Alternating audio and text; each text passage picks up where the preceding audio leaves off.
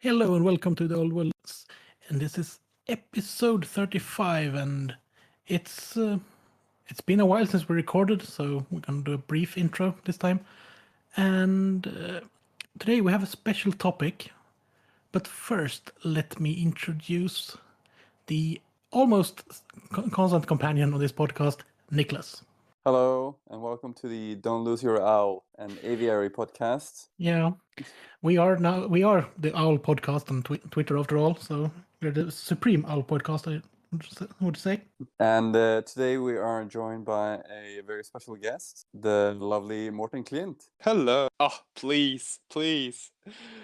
More. And this is the sound of one hand clapping. So Lovely slow clap. Yeah, Mårten and I are. We've been doing a 30K podcast. I don't know. We mentioned this in maybe the first episode we did of this podcast that basically everyone in the podcast is doing or has been doing a 30K podcast. In the first episode, I was still on a 30K podcast. Yeah. That's how long ago it is. Yeah, so me and Mårten are doing one. You can go check that out. It's called the Don't Lose Your Head. That's the Don't Lose Your Owl joke. The question is it still a 30K podcast? Maybe it's more of a fantasy podcast as well now. Yeah, Our interests have shifted. Like so when the Overlist podcast met up in that fateful main con in whatever year it was, like 2017 or 18, I don't know. So we met up and we were like, oh yeah, we all played fantasy before and it'd be great to talk some fantasy. And then we ended up doing the podcast. And at that time, I knew that Mårten, you had not played fantasy before, right? No. Yeah, because you started playing 40K when you started with this, not that long ago. Yeah, pretty recent. And then I was like, oh yeah, I'm gonna start fantasy. And then you were like, oh, fantasy, that sounds cool. And then you just went super balls deep into fantasy, and now that's all we talk about, basically. Yeah. Well, I was hesitant though. When you guys were like sending me hints and like, oh, you should do this. But yeah, we can get into that later. Then we sent, oh, you should buy this. Oh, I got this if you want it. All of those. Yeah. Because didn't you buy Long Drawn Slayer Pirates from me? I did, and I played with them, and I really enjoy them. So thank you very much. Yeah, it's so great as well that you hadn't played fantasy before, and then you started with like the coolest army, the most niche army as well. Which is also the topic of this episode, right? Precisely. Exactly. Which one could it be? People are waiting now in suspense. If they haven't seen you should put it in the text for the episode. I'm just gonna put the mystery episode and nothing else. Yeah, exactly. No info. Just the name of the episode will be Dolo Lives episode 35 mystery episode with person we found on the street. Yeah, exactly. The Dogs of War. Yes, but before we go into that, I'm going to have a little message here from someone called Jess Darch, and that is happy 30th birthday to Tyne from Australia, and the old world awaits the arrival of the newest member of the Dodge clan. So that's the message. And this guy, his brother sent a message to us about a year ago, I think, and we read out the message from his brother. So this is the return one. And they're doing some really great hobby. Yeah, nice. He sent some pictures of his hiles. They're really awesome. I wonder if this is the only way they communicate with each other, via your podcast. Yeah, that would be quite a strained relationship in that case, if they're only sending a message once a year to each other over a podcast. Brothers. The modern message in a bottle. Yeah, exactly. Yeah. Well, that's cool. Yeah, can we find them on Instagram, or where have you seen their models? He just wrote to us on our Facebook page or Messenger. Nice. In there. Nice. Or was it Instagram? Yep. I don't know. They're linked. We get messages all over the place. Yeah. Yeah, it's really annoying though. Like sometimes the messages just slip you by, and then you gotta check like, oh, I haven't checked the inbox in a while, and then you see that in like the third folder of your Instagram, you have a message. Yeah. So if we're slow at responding to you guys when you write into us, it's because I don't know. We don't like you. Oh wait, what Niklas said. Okay, so before we get into the meat of this episode, should we have a bit of a hobby update? What people have been working on? Sure. Yeah, because I know that you have been doing some fantasy hobby for once. Yes, it's mostly just so I can talk about me finally painting something. I painted up my Borgio, the Dogs of War character, but I painted him up like a Kislev Boyar. First Kislev model I painted actually another Dogs of War thing for my Kislev, a Galbragon last year. But before that, I haven't painted anything for them in a long time. It's been fun. I think I'm gonna use my Dogs of War, not Dogs of War, my Kislev quite a lot this year. I haven't used them that much. I used my dwarves most of last year because I finished painting them up, and now I want to do some maneuver warfare again. So I'm looking forward to playing some Kislev. And you, Chris, what have you been up to? Well, I finished Eltharion because I think we talked about him being work in progress last time, because it's like a month and a half ago since we recorded. Yeah, it's a great model, great paint job as well. It's just such a classic fantasy model. Yeah, it was really Yeah, no, sorry, go on. No, it was really cool with the little frozen lake thing, and he was fighting a dryad or something, right? Yeah, it's my test dryad from last year's attempt to make a wood elf army. one down, a lot to go. Yeah, but you have to do test models so you can get the scheme done. The scheme is all written down, so I could just replicate it forever if I needed to. Yeah. You're like a lottery ticket winner that hasn't scraped the lottery ticket yet. You have the chance there. Yeah, I've been on a great hobby slump, so there's no. Yeah, I did have the plans to finish my High Elf archers. They're almost 5 of them are almost done, and then I built the entire Necron contingent of the Indomitus box instead. Yeah, that's the problem with the hobby. Like once you get motivation, you could get motivation for anything. Not necessarily the thing you want to finish, just random things. I've had a pretty big hobby slump this winter as well, just because not knowing when I will be able to play again. So I haven't really done that much. But now when you know that England at least is opening up for games soon, it's nice to get some new stuff painted. Yeah, I'm going to paint my Necrons for the local store's hobby challenge, or at least have that as motivation to get them painted. And they don't have to be painted until August, so I don't have to panic until July, which is good. Nice. But what is it? What type of challenge is it? Is it like a painting competition?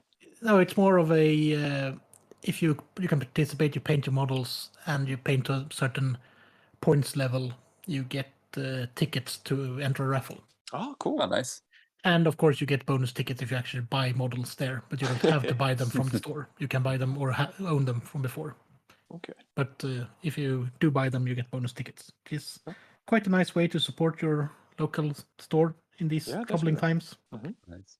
Speaking of Eltharion, though, just before we go on, so they've retconned his story, right? Yeah. Or they changed it around. So in 5th edition, he was riding that griffin thing, half hawk, Storm, half wing, tiger.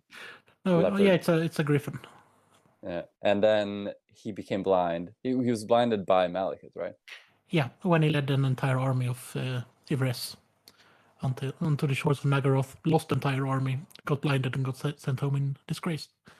Yeah, and then when did they retcon it? Well, the Eltharion the Blind doesn't exist after 6th edition. Okay, so he's just not in the story at all after that, or what?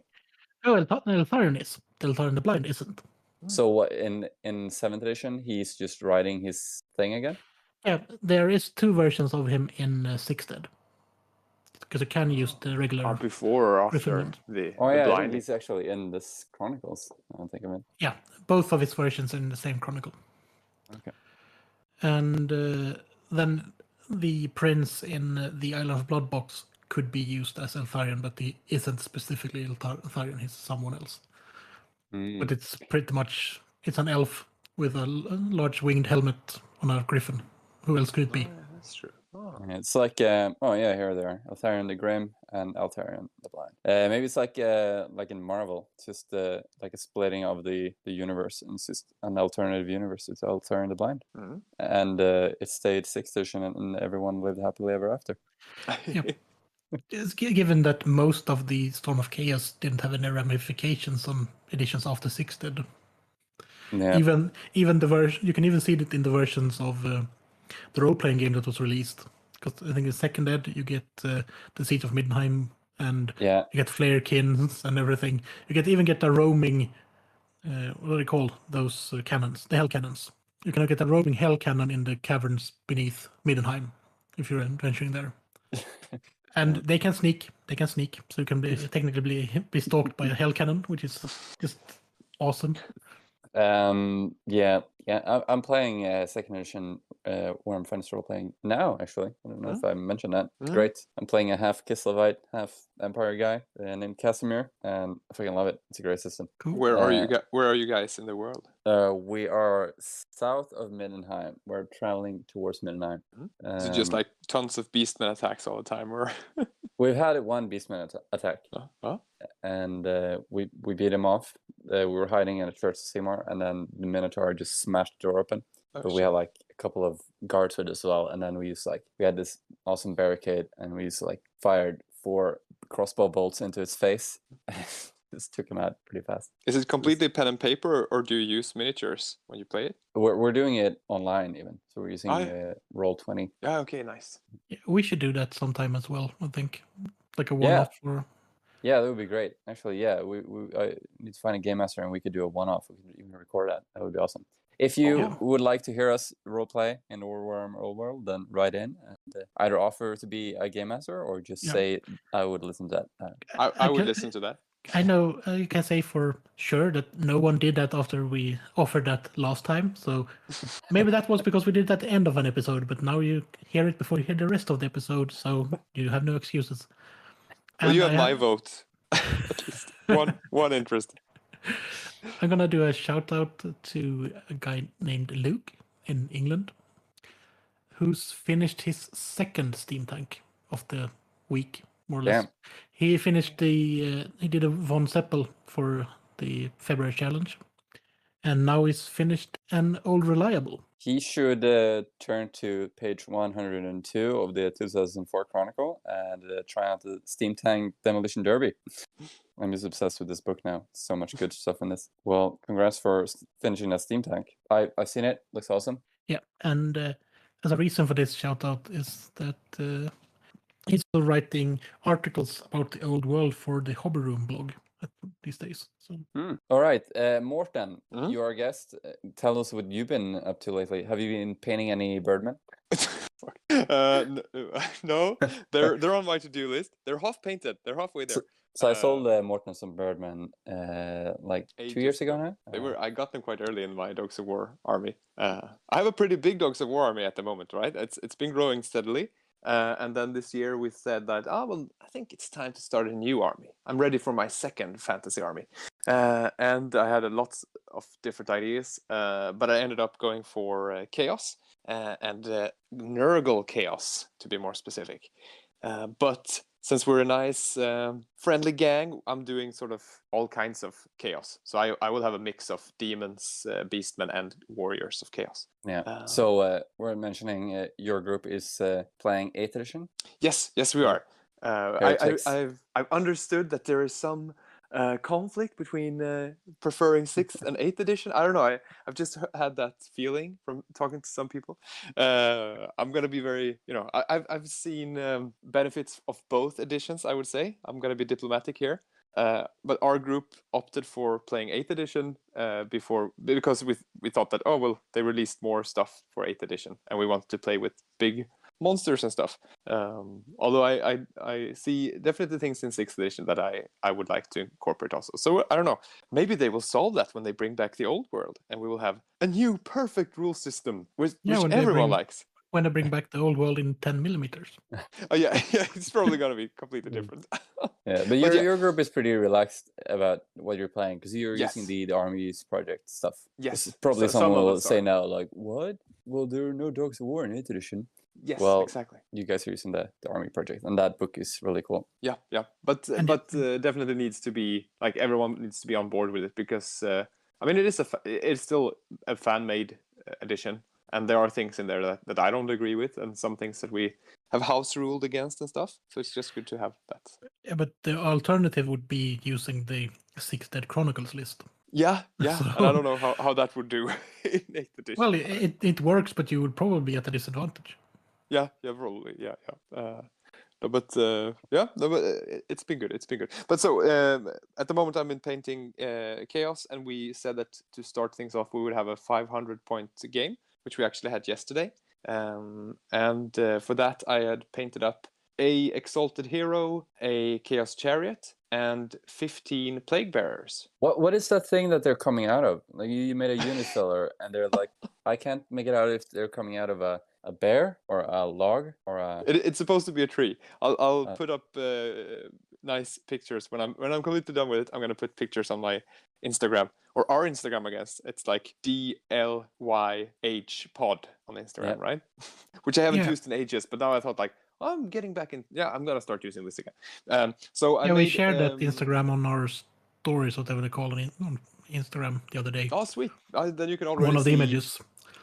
Yeah, but we'll make sure to share it again once you publish some photos. Yes. I have the Exalted Hero and the Chariot is already out there, and pictures of the game are out also. But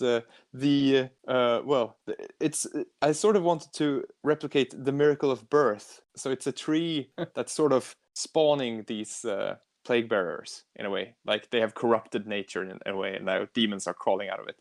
So I had lots of fun with some gory effects and stuff on there. So that's gonna be yep.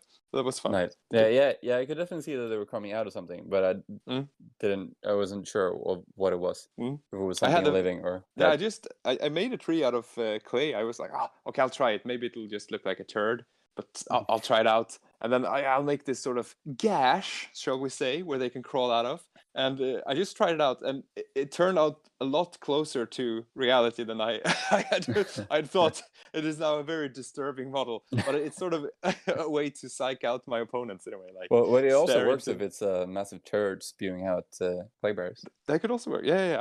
And it's also weird because this is not at all the army I had in mind, or the starting army, because I had made a big order at the start of this year from Games Workshop with Chaos Warriors, Knights, Beastmen, Cygor, all kinds of fun things. And I'm still waiting for it because of Brexit. So I've had to try to find Nurgle models from within Sweden. And locally sourced. Yes, Alpha Spel has helped me tons. Thank God. Although now the biggest problem we're having is that we can't get Chaos Black anywhere. The primer is like gone from all of Sweden. So the army paint one isn't bad. Okay, that's good to know. I think a friend got that one, but it's become like hard currency here.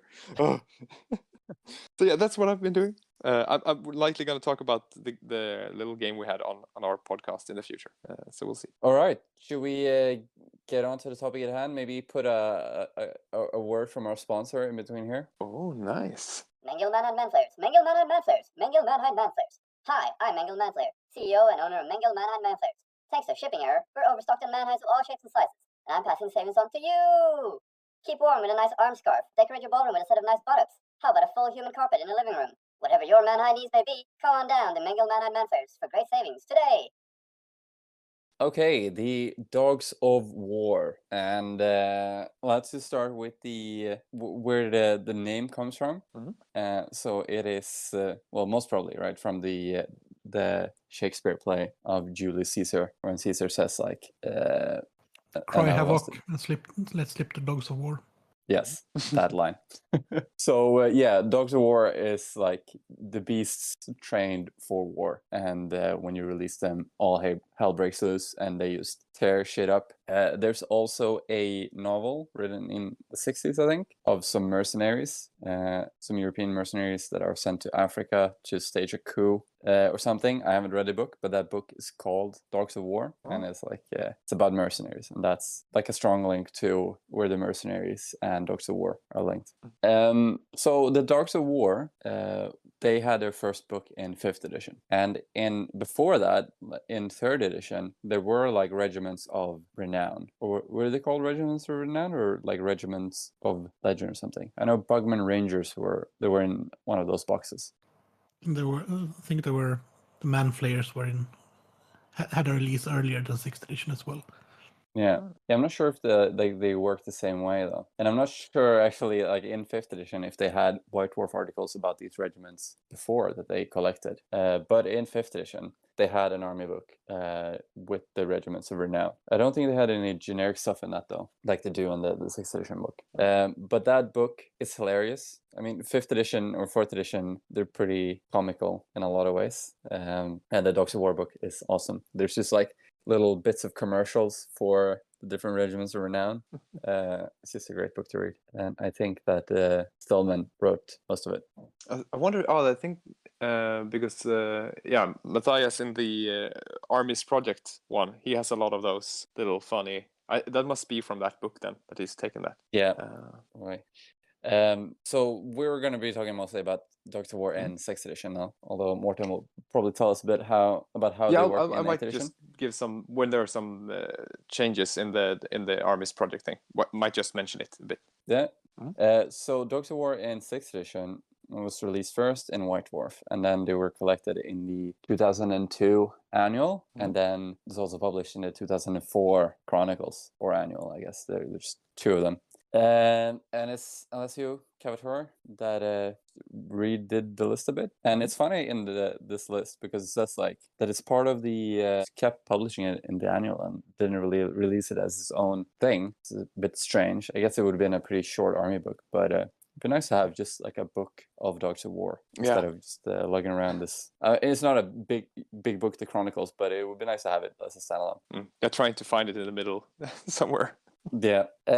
So Dogs of War, they're an army of mercenaries, and there's a bit here, since anytime, any place, anywhere, explaining how they're not like one faction that exists in one place. They're just a group of mercenaries that can be anywhere. So you can have some mercenaries in Tilia, which is the most common breeding ground of the mercenaries, or you could have some from Norska or from some settlement in Lustria. You could have some from faraway Cathay. That's a really cool thing about the Dogs of War, that they're just very sandbox. So in every part of the Warhammer world, there's always people in need of cash who will do things to get it. Yeah. So tell us about your army a bit, Mårten. Yeah. So yeah, it is a bit weird because since I got into fantasy so late, I mean, when I was a kid, I think I had some Lizardmen and Empire models that I painted up just for fun. And then I think my mom threw them away when I didn't care of them as a teenager or something. And so the way I got into Warhammer was actually via the Total War games, which is kind of weird, right? That a video game inspired me. But I thought those games were really cool. When I looked at it, I think it was that way that I fell for the black and yellow colors of Averland. Or the Border Princess actually in that game. Because, in the Total War Warhammer games so far, they haven't developed Tilea, the Dogs of War, or the Border Princess either. They're just sort of like an Empire sub-faction or something. Yeah, because Tilea and the Border Princes are just like endless amounts of little princedoms and municipalities just ruled by cutthroat people, and then the borders shift all the time. Yeah. And I just wanted to make like, but this looks awesome. I want to make a black and yellow army, and I don't know. So I think I contacted you guys and like, I want to do like this Border Princess thing, and you were like, what the fuck? That's not like a unified army. You're stupid. It's like it's like in the real world, if you would play Napoleonics and you would go like, I want to play the Balkans. Yeah. Do you know how complicated that is? Well, but you kindly pushed me in the right direction. Like, look at the Dogs of War army. Look at Tilea. They are mercenaries, and that worked out perfectly. I can say that if you want to play a specific Border Princess army, you could just play a Sigmarite Crusade with Empire models, because they have a strong presence in Border Princess. If anyone wants to do that, our listeners, or maybe someone impressionable and that might be finished with his Dogs of War army and Nurgle project, there are no Nurgle to be found. Yeah, a friend of mine has a Bretonnia army based on the Border Princes as well. Because they went on crusades through there, and then they just like settled there, and just didn't want to return back to Bretonnia, and just formed their own little kingdom. There's just endless possibilities with the Border Princes. Yeah, you could technically do a Tomb King's army, because there are Tomb Kings tombs in the Border Princes. Oh, cool. I don't know, where did I hear that? That it was some crusade down to Arabia or something, where half went via sea and some went via land. Yeah, and the ones they who went through via the land, border princes. yeah, and they came there and realized like, oh fuck, they've already won. So okay, we'll just sack and pillage here instead, or stay here and set up. No, that was the crusade led by Barbarossa, who sacked Byzantium. Yeah, pretty much the same. Does that mean that what's it called now? The dwarf port town? Barakvar? Yeah, Barakvar. Is that Constantinople? Oh god. Pretty much, right? I guess. Yeah, but there hasn't been a crusade that's pillaged it. No, they failed. The Bretonians wished they could take that city. But reading into it, I fell for Chilea, which is basically, well, where Italy would be in the old world in a way, which is also, it's made up. I mean, it feels like it's a bit more under control than the Border Princes. They have these city states that are constantly at war with each other, but it's sort of like, well, if you live in that area, it's still pretty civilized, and you have these very rich merchant princes, and they pay for their mercenary armies, and then they fight each other to try to get control of more land and more gold and stuff. And then, so this is just a perfect breeding ground for mercenary armies in a way. Yeah, and just going back in our history, this is pretty much how like every army worked in Europe in like the Renaissance time and before that. Like between medieval times and after the Renaissance, people just bought mercenaries for all their wars. You had like the big knights, and you had to like recruit your peasants. You had to take them away from the field, and that would cost you labor. And then you would bring these idiots to war, and they don't know how to fight. And then you just had like your warrior elite knights that would do all the fighting. And then eventually the people with money started paying for mercenaries to do the fighting. Just easier to just pay a professional soldier straight away, do your fighting, and then you don't have to pay for them anymore. You don't have to care about it. Just get them out of your hair. And just reading Swedish history around that time. Yeah. It's like super heavily into just mercenaries. Like our king, like the first king of Sweden that broke away from Denmark, Gustav Vasa. Like whenever you read about him fighting, it's all about mercenaries. Like he married some German broad that he didn't really care about, but if he married her, then he could get like a better price on German mercenaries. Yeah, which he borrowed money from the Hansa to pay for. Yeah. Which is one of the reasons that Sweden broke with the Catholic Church, so he could just send troops into the churches and take all the gold. Yeah, to pay for mercenaries. It's all about the mercenaries. And then during the 30-Year War, we did exactly the same thing. Just had an army of mercenaries and some poor farmers that they recruited on the way. Yeah, and even like the generals and people in the army, like leading the armies, who were just like, oh, this is a Scottish guy that was paid to fight for this army or whatever. Yeah. It's not until like a couple of generations after that you would have like proper armies from a nation, and like the entire 30-Year War is just like mercenaries, like on all sides. Like no state had an actual army to rely on. It was just bands of poor people stealing shit. I think we had to pay one of the leading generals of the Swedish army 300,000 the marks we had back then. So that was his final pay. So he could pay his own troops. And that was like a third of the national budget. We talk about like America spends a lot of money on their military budget. Yeah, but this is totally different, because now like you would have to pay this general to like take care of all of his men. Like it was it's we pay this guy so he can pay his troops, or this guy becomes the new king of Sweden because he has an army and we don't. Yeah, it's funny. Just not to drag on too long about the 30-Year War, but like the Austrians at that time, the Habsburgs, like they didn't have their own army, and they just like paid some guy for their army. And it's not like until after the 30-Year War that the state, like they had their own army to do their bidding. But before that, they just had to borrow money from this duke to pay for some mercenaries, and then borrow some money from that guy. So they didn't really have any power.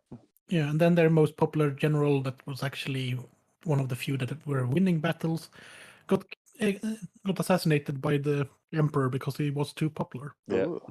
Well, they were smart with handling power, I guess. Yeah. Yeah, Oh. so that's the thing with the Empire, like in Warhammer Fantasy, like they have a super regimented army that is not like a thing in European history until like hundreds of years later. So Although that the doesn't- aesthetics is sort of based on the 30-year war mercenaries in a way. yeah, or even before that, the Italian wars. The only reason I know that because in the Warlord games, like their guys with puffy sleeves, they work perfect as Empire stand-ins. Oh yeah. They're from the Italian wars, Oh, and that's okay, just a massive mess of a war as well. It's a good rabbit hole if you want to read about that. But I think it's easier to explain an army if it's structured the way a more modern army is structured. Because if it was structured like the way it was in the 30-year war, no one would have a nice army to paint in regimented colors, and everything is uniform and everything has a perfect backstory. True. Unless you play Dogs of War. Exactly. If you have the chance of making every unit unique and the crazy mix. It would be quite a lot harder in a Warhammer Fantasy setting to replicate the Swedish cavalry during the 30-year war that were nominally Finnish cavalry that were made up by Swedes, Finns, all of the Baltic states, some Germans, some Poles, and everyone dressed individually with like a... Hopefully they got like a jacket of the same color. Just look regimented. Maybe. So don't shoot How them. do we know which side is which? What if we put a branch in our hat, and then you can look at that guy? He also has a branch in his hat. Don't shoot him. Yeah. Shit, I lost my branch. Get him. Oh, All but the right. 30-year-old war, I guess that's also the inspiration for the Dogs of War, a lot of their aesthetics, right? Because I guess a lot of the miniatures were designed by the Perry brothers. Yeah, they're And super into historical stuff, as you can see by their own company afterwards. Yes. Okay, so let's get more back into the Warhammer world, though, and what this list is about.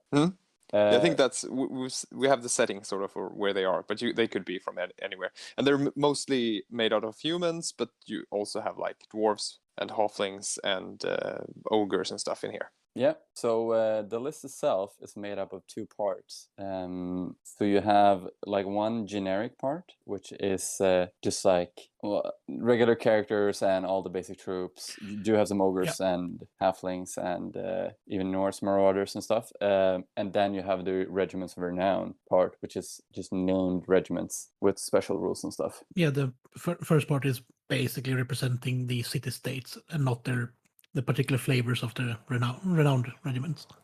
Yeah. So you could do a whole army of just regiments of renown stuff, or you could do a whole army of this, or you could mix it. And of course, you can also take Dogs of War units in other armies. So you could take these generic ones or the regiments of renown. Yeah. Does it say somewhere? Because it says here, I guess, ravening hordes. The way you include them. It says you include them as a rare choice. It varies from unit to unit and army to army, because some can take certain units as special or rare, some can take them at all, and there's also limitations on some of the units themselves that you can include. Like cool. This one will only work for, and then it's like Wood Elves, High Elves, Empire. Yeah. Okay, cool. So generally, you take them as a rare choice for your army, but usually, like a unit that is from that race can be taken as a special assault. Like Ruglugs, Armored Orcs can be taken as special in an Orc army. Mangled Mana and Manflayers can be taken as special in the Dark Elf armies and so on. Okay, cool. Okay, so we're going to go through the list. So I will go through the generic part, and then Mårten will take us through the regiments of renown. Yes. So starting on Lords, you have a Mercenary General and a Hireling Wizard Lord, and they are basically humans, just like the Empire, like a Lord level fighting guy and a Lord level mage. They can be up to level 4, and just like the Empire, they can take any of the 8 lores in the rulebook. No special mercenary lores. And you've made several wizards, right, Mårten? Yeah. My ambition is to have one of each of the 8 lores, but so far I think I have only 3 or 4 painted. But my first one was Lore of Shadows. That's he was sort of part of the theme of the army. And now we brought his friends. Yes, that's a great way of representing human wizards, just having one per lore. Yeah. It's a nice painting challenge as well. Yeah. They're also awesome models. So Umberto the Fell, I call him. Or you could just do like elves and have a wizard that can use all of them. Yeah. The multi-tool wizard. server. Well, I should clarify that high elves, and Yeah, not yeah. dark elves nor wood elves, because they can't. No. But I Apparently just for want to say Gothics. about these lower level characters, they can ride a Pegasus or a warhorse, and the warhorse can be barded, and they can take heavy armor, they can have pistols. There's like generic equipment, pretty generic flying mount. Like they can't have any dragons or any hippogriffs or no grommet armor, full plate. So it's like the budget version stuff Yeah. you can take. And in heroes, first of all, there's a choice that you have to take in your army, which is the Paymaster, which is a really cool guy. So he is in charge of the treasury to pay for the entire army. So he holds the key, and he counts as the battle standard bearer for the army. Yeah. So it's more important than the general in a way. Yeah. And it's a great conversion opportunity, that one. Yeah, and if he gets killed, then the whole army has to take a panic test, see if they want to fight on, now that they might not get paid. And if they pass it, then they hate the unit that killed the Paymaster. Because he stole the key. They stole his key to the chest. Yeah. I think there is a difference though with like if he breaks from combat, he does not count as being killed, right? But a battle standard does. Or is that only in 8th edition? Yeah. Because you capture the banner if the unit flees in 6th edition. So I don't know how that works actually. I was looking through the 5th edition book, and you can buy an upgrade for him. You can buy another guy, which is like a money lender, and then like when you do your reroll, you get a +1 because he's like, "Oh, fight or you won't get paid," and then they're like, "No, I don't think I want to fight anyway," and then the money lender is like, "I'll pay you more," and then they get +1 on their leadership, and then it says like they hopefully pass it this time. I'm just gonna put in a note here that is, Bretonians can't take mercenaries at all. Yeah, they're too proud. Yeah, They want to do their own fighting. too busy not paying their peasants to fight. Yeah. Well, we can't buy more wine if we spend money on mercenary. And then you have the mercenary captain, which is like a regular captain, and a hireling wizard, regular hero wizard, either level 1 or 2. And they can take a bunch of different equipment. Nothing fancy though. Hand weapon, great weapon, Morningstar, halberd, longbow, crossbow, pistol, brace of pistols, light armor, heavy armor, and shield. And they can also ride a Pegasus or ride a horse with barding.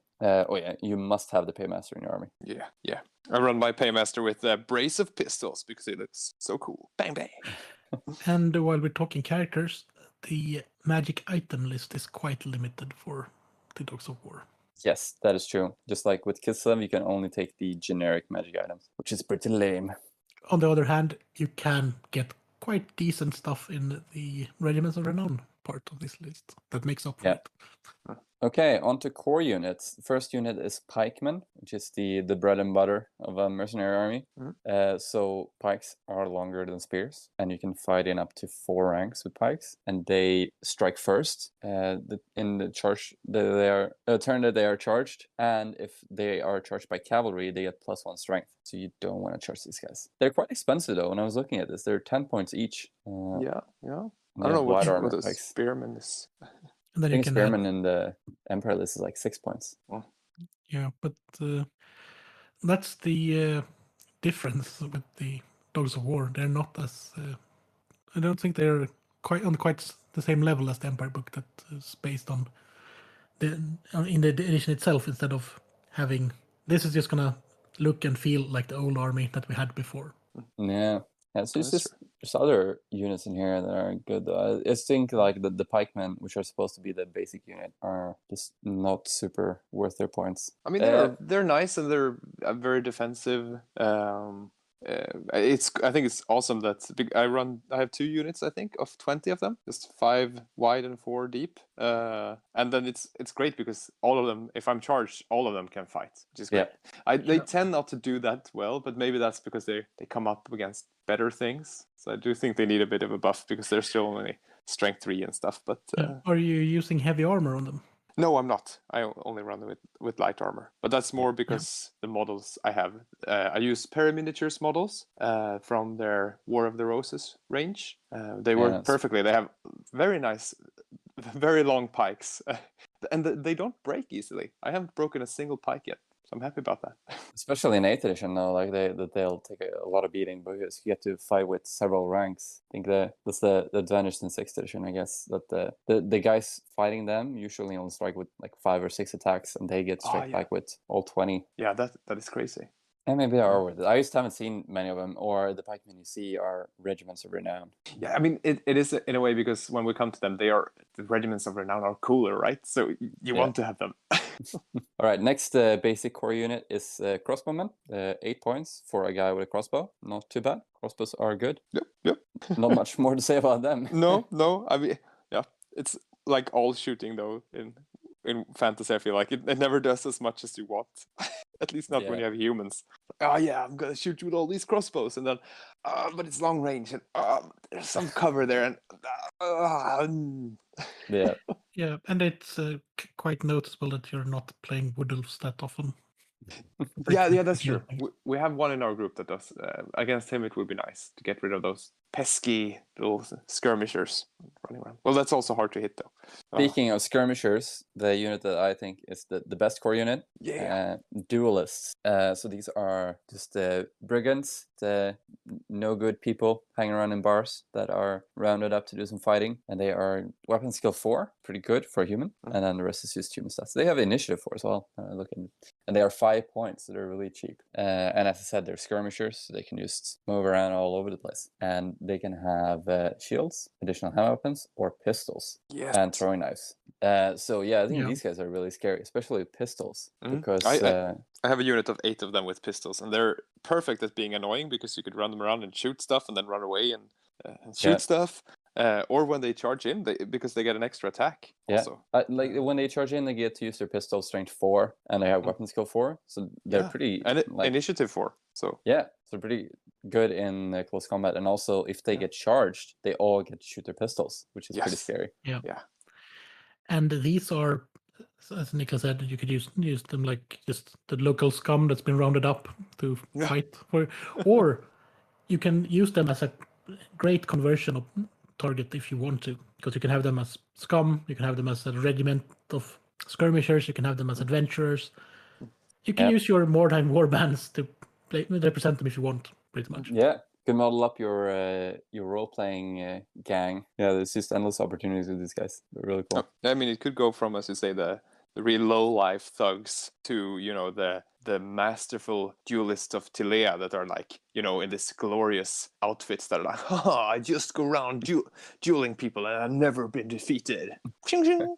Yeah. That sort of thing.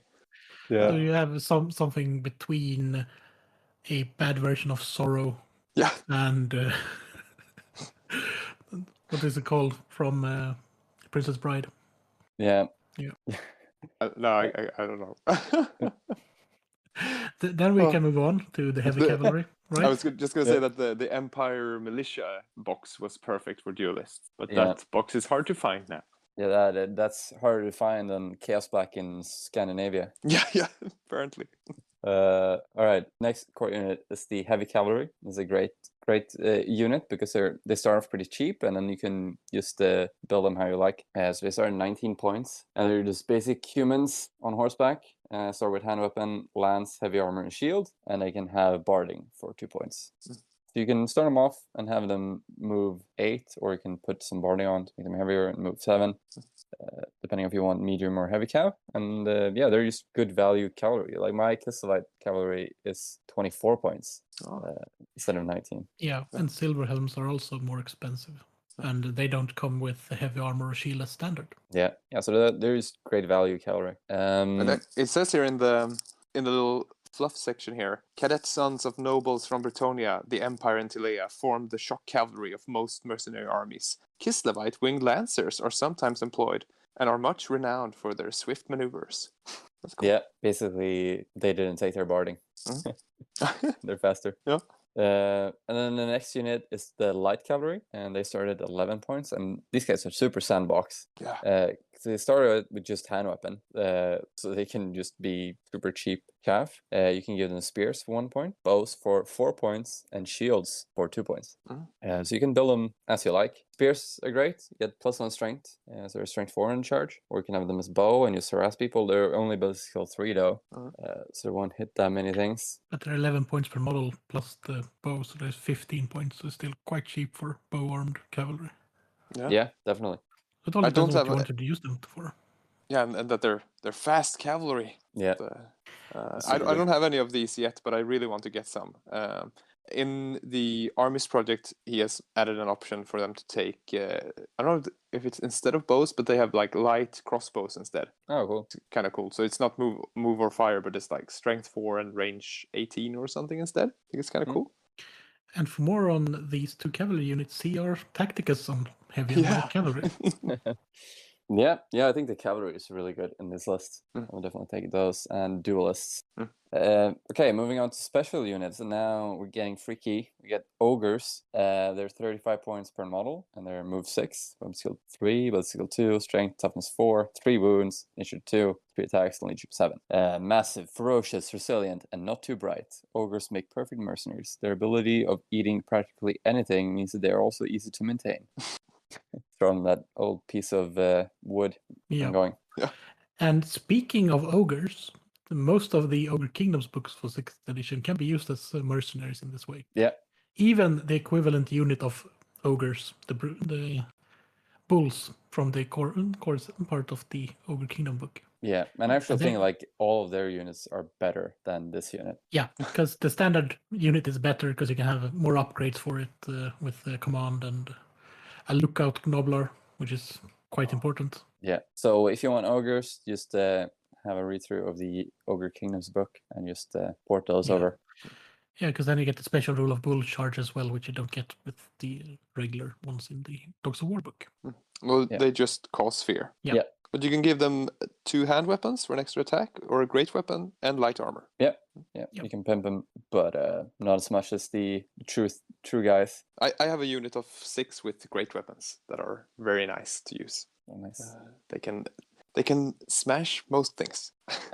Are you using them as the ogres from the Dogs of War book or Iron Guts from the Ogre Kingdoms book? I based them off the Iron Guts. Those are the models I used, but I play them with the rules for ogres. But it is in the Warhammer Armies project, so I think they actually might have some of the... He updated them so they are as good as normal ogres, I would say. Yeah. Because I think they have the ogre charge thing. Yeah, because in 6th edition, you probably should look at the Ogre Kingdoms book instead. Yeah. You can have the bulls, the iron guts, lead belchers, and Niklas, you can't take yetis. Oh, sad face. And I think that's it. Oh, and the man-eaters, of course. Yeah, basically all the regular ogres. None of the special stuff. No Gorger, no Scrap Launcher. Oh, but that's because those are non-ogre or nobler units, I think.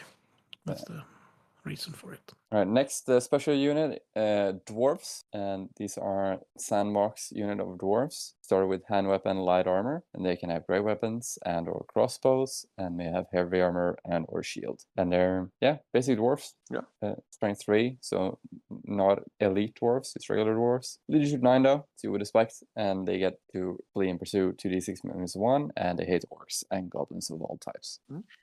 This is a great use for all of those old Imperial Dwarf miniatures. Yeah, definitely. So if you want some sturdy elite infantry in the middle of your army, go with dwarves. Yeah. And then next we have Norse Marauders, and they're a pretty cool unit because they're like even crazier than the Chaos Marauders. They're 7 points per model. They're weapon skill 4, ballistic skill, strength, toughness 3, 1 wound, initiative 4, 1 attack, leadership 7. They have hand weapon and light armor. They can have shields, great weapons, additional weapon, or a flail, and they are subject to frenzy. Nice. Just makes me think of all the Vikings who were down working as mercenaries and bodyguards for Romans and stuff, right? Yeah, the Byzantine Emperor. Oh yeah, even that, yeah. Sorry. Because the Romans were a bit earlier than the Yeah, Vikings. that's true. Probably about 500 years between the fall of Rome and the Viking era. Yeah. They would but probably the Varangian Guard. Romans. The Varangian Guard regarding the emperor of the Byzantine Empire. Yeah, and it's funny because I think like, in 6th edition they're kind of moving away a bit from Norse guns being civilized as well. Because in earlier Warhammer lore, like they have a lot of contact with people from Norska, and like some are just crazy chaos worshippers, but a lot of them are just people living there, still a bit crazy, but still civilized. Which is a thing they kind of went back to after 6th edition, when you have the establishment of Skeggi and all of the other cities in what's called Central America in the real world, pretty much. But in the little part between Lustria and Nagaroth. Yeah, it's a cool unit. Just some crazy Norse guns in there and charge the enemy. And then we have the Paymaster's Bodyguard, which is a 0-1 choice. And these are basically your elite infantry. And they are stubborn as long as they are with the Paymaster. So this, you always have to take the Paymaster. So this feels a bit like an auto-include in your army. Yeah. And they have halberds, which is great. Yeah. And can't take heavy armor.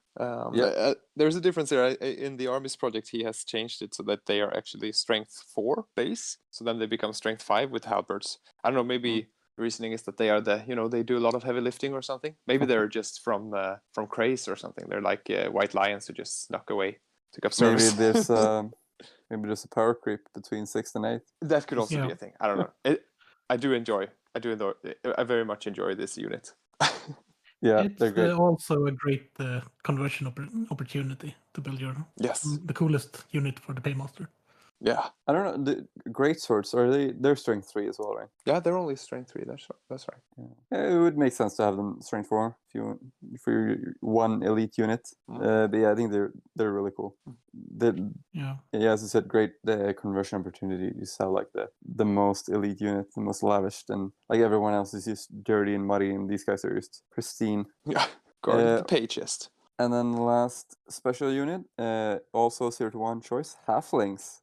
This is a very fun unit. Halflings are... I paid up this army of Halflings for a friend of mine, and I tried them out, and they are really crap in combat, but they are pretty good shots. Yeah, the ballistic skill 4. Yeah, and lovely weapon skill 2. Yeah, strength, toughness 2. Yeah, that's the killer. Strength and toughness 2. You just die instantly.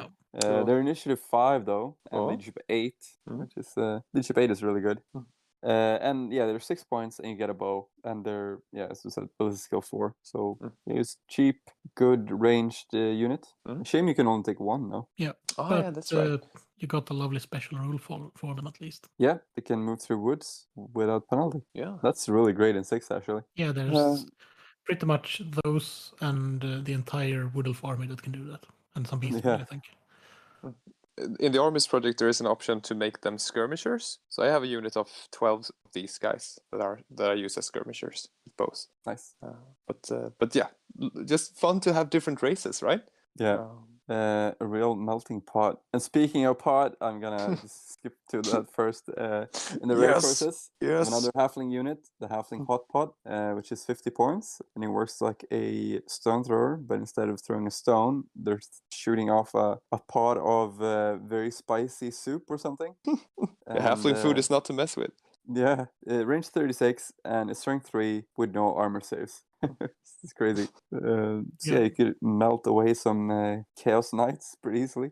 And then you have the model under the whole of the template suffers a strength 6 hit with no armor save, which causes D3 wounds. Yeah. That's some nasty soup. Yeah. Imagine lobbing this into the face of the Lord somewhere. Yeah. He didn't die, he just felt so ashamed that he just took off. I have a unit of these guys, and they're great. It's also fun when they roll a mishap, and you just imagine them tipping the soup over, like, oh no. Just burning to or melting. Wasn't this one up for a made to order quite recently? I think it was. Yeah. I do see a lot of them on various secondhand pages also. There's a lot of them floating around. I just want to say a good source for halflings these days are from Blood Bowl, if you just want to make a halfling unit. Oh yeah, they're really cool. Because they got armor made out of like pots and pans and stuff like that, just fitting for an inept unit of bumbling halflings.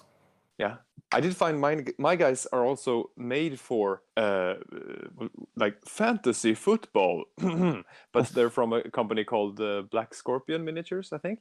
And their halfling team there, it's just perfect, I think, because they're wearing like they look like mercenary princes from Tilea, basically. They have these great, lovely hats and that's Nice. cool. They're basically like a mix of armor from all over the ages, but they could work perfect with Empire or with Tilea and something. I think they're great. And they have like clenched fists, so it was kind of easy to just exchange that for a weapon hand, or put a bow there or something. Nice. All right, the last rare unit of the generic list is a cannon. It's the standard cannon, not the great cannon. It's 85 points though, so decent priced can, and nothing more about that. Okay, let's move on to the interesting part of this list: the regiments of renown. I'll just like to add once again, for if you're interested in the Armies Project book, no, but just some of the extra choices he added for the basic list, because I think it's fun mentioning. Like, for example, he added ballistas and scorpions, which are lighter bolt throwers in that sense. And I have some units of them because I wanted to not have cannons and black powder. I have pistols, but that's like the limit. But I wanted to distinguish my army from the Empire in a way, so I didn't want to have that much gunpowder. So then the ballistas work perfectly. They look really cool to have in there. And he also added, as rare, you can take a unit of elves also. Mercenary elves. And I mean, I don't know, Chris, what do you think about that? Is that like, elves would never turn that well? Well, we're going to get into in the regiments of renown that at least one elf has turned mercenaries, so maybe more could. I'd say that it wouldn't be out of the question, given that if you disgrace yourself in elven society, you might have to take like a 4-year, 5-year, 20-year trip to cool down and for people to settle down a bit. There's been like Tyrion was in that dueling circuit and might have killed someone and had to go away for a while. And if you read the War of the Beard books, there are quite a lot of elven mercenaries, because a lot of the troops fighting against the dwarves are mercenaries from Ulfo. Oh, cool.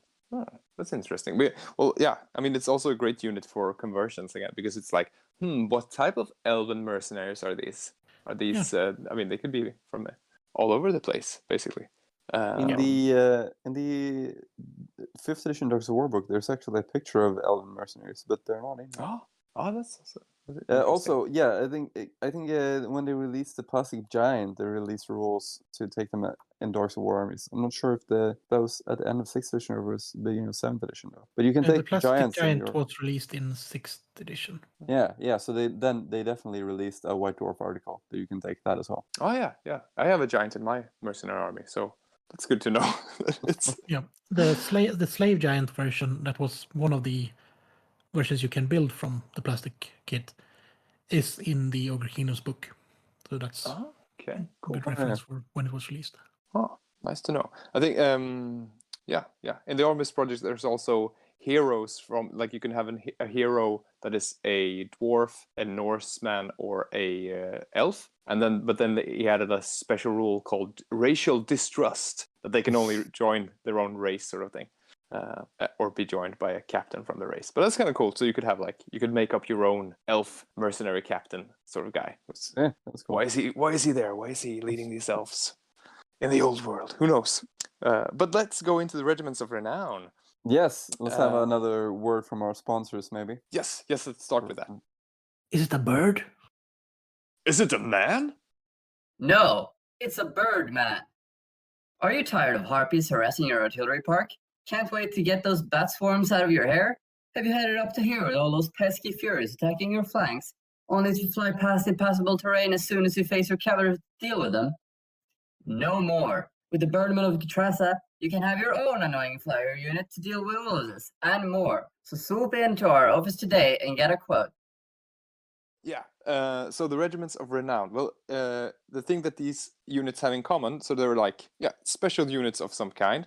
And I think one of the great things is each of them basically have, not just a champion, but they have a named character in there. which usually have stat lines like a hero level, I would say, right? With like 2 wounds and lots of attacks and stuff. So different equipment as well, usually. Yeah, exactly.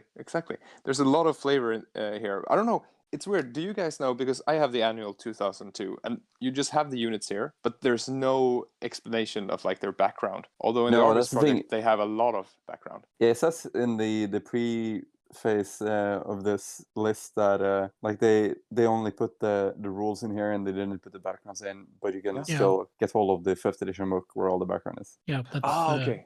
how it is. You have to read it in the 5th edition, or some short stories that are in White Dwarf every now and then, like the Lost Legion and similar the Lost Legion had a short story with when they were plundering lizardmen tombs and stuff like that. Okay. Yeah, that's the thing. Like, I would really have liked to see them just do a reprint for 6th edition. Just put all the background stuff in there as well. Yeah, because now it's sometimes like if you didn't know about it, it doesn't really make sense sometimes. Or it's like, well, okay, why do they have this special rule? I mean, there is probably a reason for it, but okay. So let's get into it. First one is Pizarro's Lost Legion. I don't know if we need to. Do we need to? Oh, sorry, I said Pizarro. That's who it's based on, I guess. No, sorry, it's Pirazzo. No copyright there. Do we need to go into how they can be hired for each army? That doesn't really, I don't think we need to get into that. But the unique thing about this unit is that they are a mixed formation. So the first rank is basically made up of crossbows, and the rest of the ranks are made of pikemen. So they will still, all of them get to fight in close combat, but you have a front rank that can shoot. And if you lose models, they are removed from the back, and they assume that people come up to the front and pick up the crossbows of their fallen brethren. Another kind of this kind of unit is the City Guard for Dark Elves. Oh yeah, that's cool. Yeah, it's a great unit because usually you'll just have the unit standing around doing nothing most of the game. Yeah, pikes, but these guys can just shoot some crossbows in the meantime. And Pirazzo has Blazer skill 5, so he's quite a marksman. Not bad. Yeah, and 2 hand weapons. I don't know if that's included. He has 3 attacks in his profile, and he's equipped with 2 hand weapons. Does he have 4 attacks? Yeah. Shit. I think that has been dealt with in an errata, but if this is the final one with the errata in it, so I think this is the one we should go for. Yeah. Also, a similar unit is the Loden Sea Guard, but they do have spears in the first rank as well. Yeah, that's true. I guess Pirazzo is sort of one of the guys. I mean, he's perfect for if you're running some Lustria campaign also, right? I mean, it feels like he's the guy who's over there pillaging. And these guys look like conquistador. The Spanish weird helmets. Yep. Really cool. Yeah.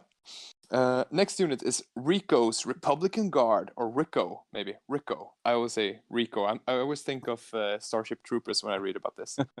Rico's Roughnecks. Rico.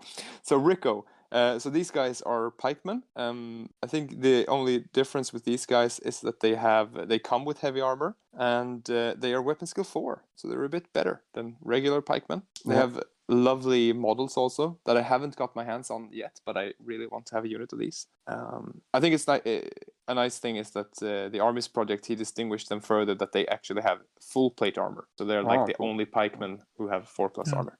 And I think that's a cool idea. And the interesting thing is that they do cost 12 points to add additional ones to this unit. And that is the same cost as a pikeman with heavy armor. And then they already have extra weapon skill. So you get that. And once again, Rico is not bad himself. And he's leadership at 8, so he boosts the entire unit as well. Yeah, that's true. I think I'm just scanning through, I think most of the guys in here have leadership 8, whereas most of the just regular units are leadership 7, right? Yeah. Well, there are more pikeman units, but that's the thing. Like, why would you take normal pikemen when you can take any of these? That's true. Yeah. Next one of the ones I have is Leopold's Leopard Company. Also lovely models with their leopard skin draped over them. I was there when you were getting these guys. It's great. At the retro shop. Antics. Yeah, we're just running back and forth trying to get these guys. And like, oh yeah, I found Leopold as well. Oh shit, I gotta run down there and buy him. It was great. I mean, I wish I knew a bit more, because in the end it turned out I didn't get all of the sculpts, and they were quite hard to rank up because I missed like the ones in the back who are, because they're supposed to have their spears or the pikes angled at different, so you could make like a real what do you call it, the pike formation that that was used by Alexander the Great. Phalanx. Yes. So you could basically make that sort of thing.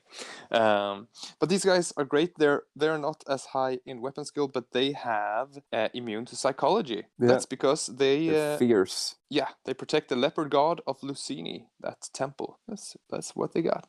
Leopold also has a pistol, which is kind of cool. Yeah, just that one terrifying shot when you're charging in. Just take but out Chaos Knight. Ballistic skill 5, so not bad. The final pike, renowned pike unit is the Al-Qatani Fellowship. Not sure. These guys are sort of like the budget pikes. Yeah, I guess conscripts or some kind, because they're only weapon skill 2. They're farmers. I actually read this about them today in the book. So they're like farmers, and then their crops died, and then they were like, well, either we starve or we just become mercenaries because we need money. So they became mercenaries, and then it says like for every wealthy merchant lord hiring mercenaries, there's 10 more poor lords that need mercenaries as well. So they just found a niche of being like a cheap mercenary unit for like unprestigious missions. Yeah, and they are cheap because the core unit is just 125 points. Oh yeah, that's true. 9 points or more. Yeah, and that is with Rodrigo wanted their character and 9 pikemen with a standard bearer and musician. That's 100.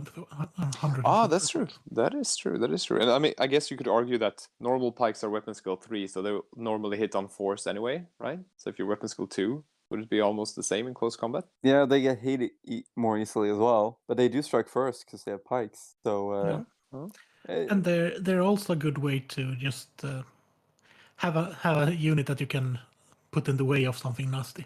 Yeah, definitely. They also have lovely models, I would say. Yeah, look really cool. Yeah, like it's funny. Like they have to buy secondhand equipment, so they have like these old armors for like Roman times. Yeah. So, yeah, that's why they look so cool. Yeah. Next unit is a great budget unit. Yeah. Next unit is a renowned unit of duelists, and it's Vespero's Vendetta.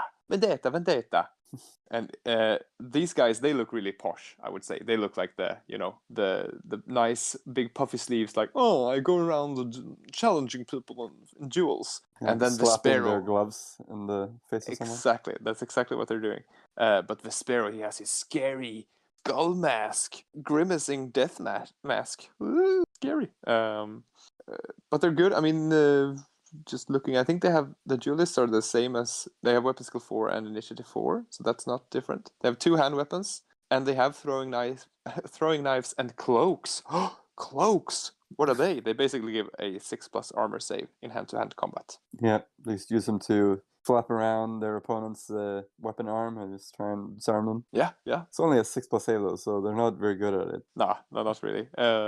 Army's Project, I think, gave them a parry save instead, which I think is cool. And there's skirmishers and the grimacing death mask that Vesper himself wears gives them fear. Yeah, it's the budget version of the Dark Elf mask that causes terror.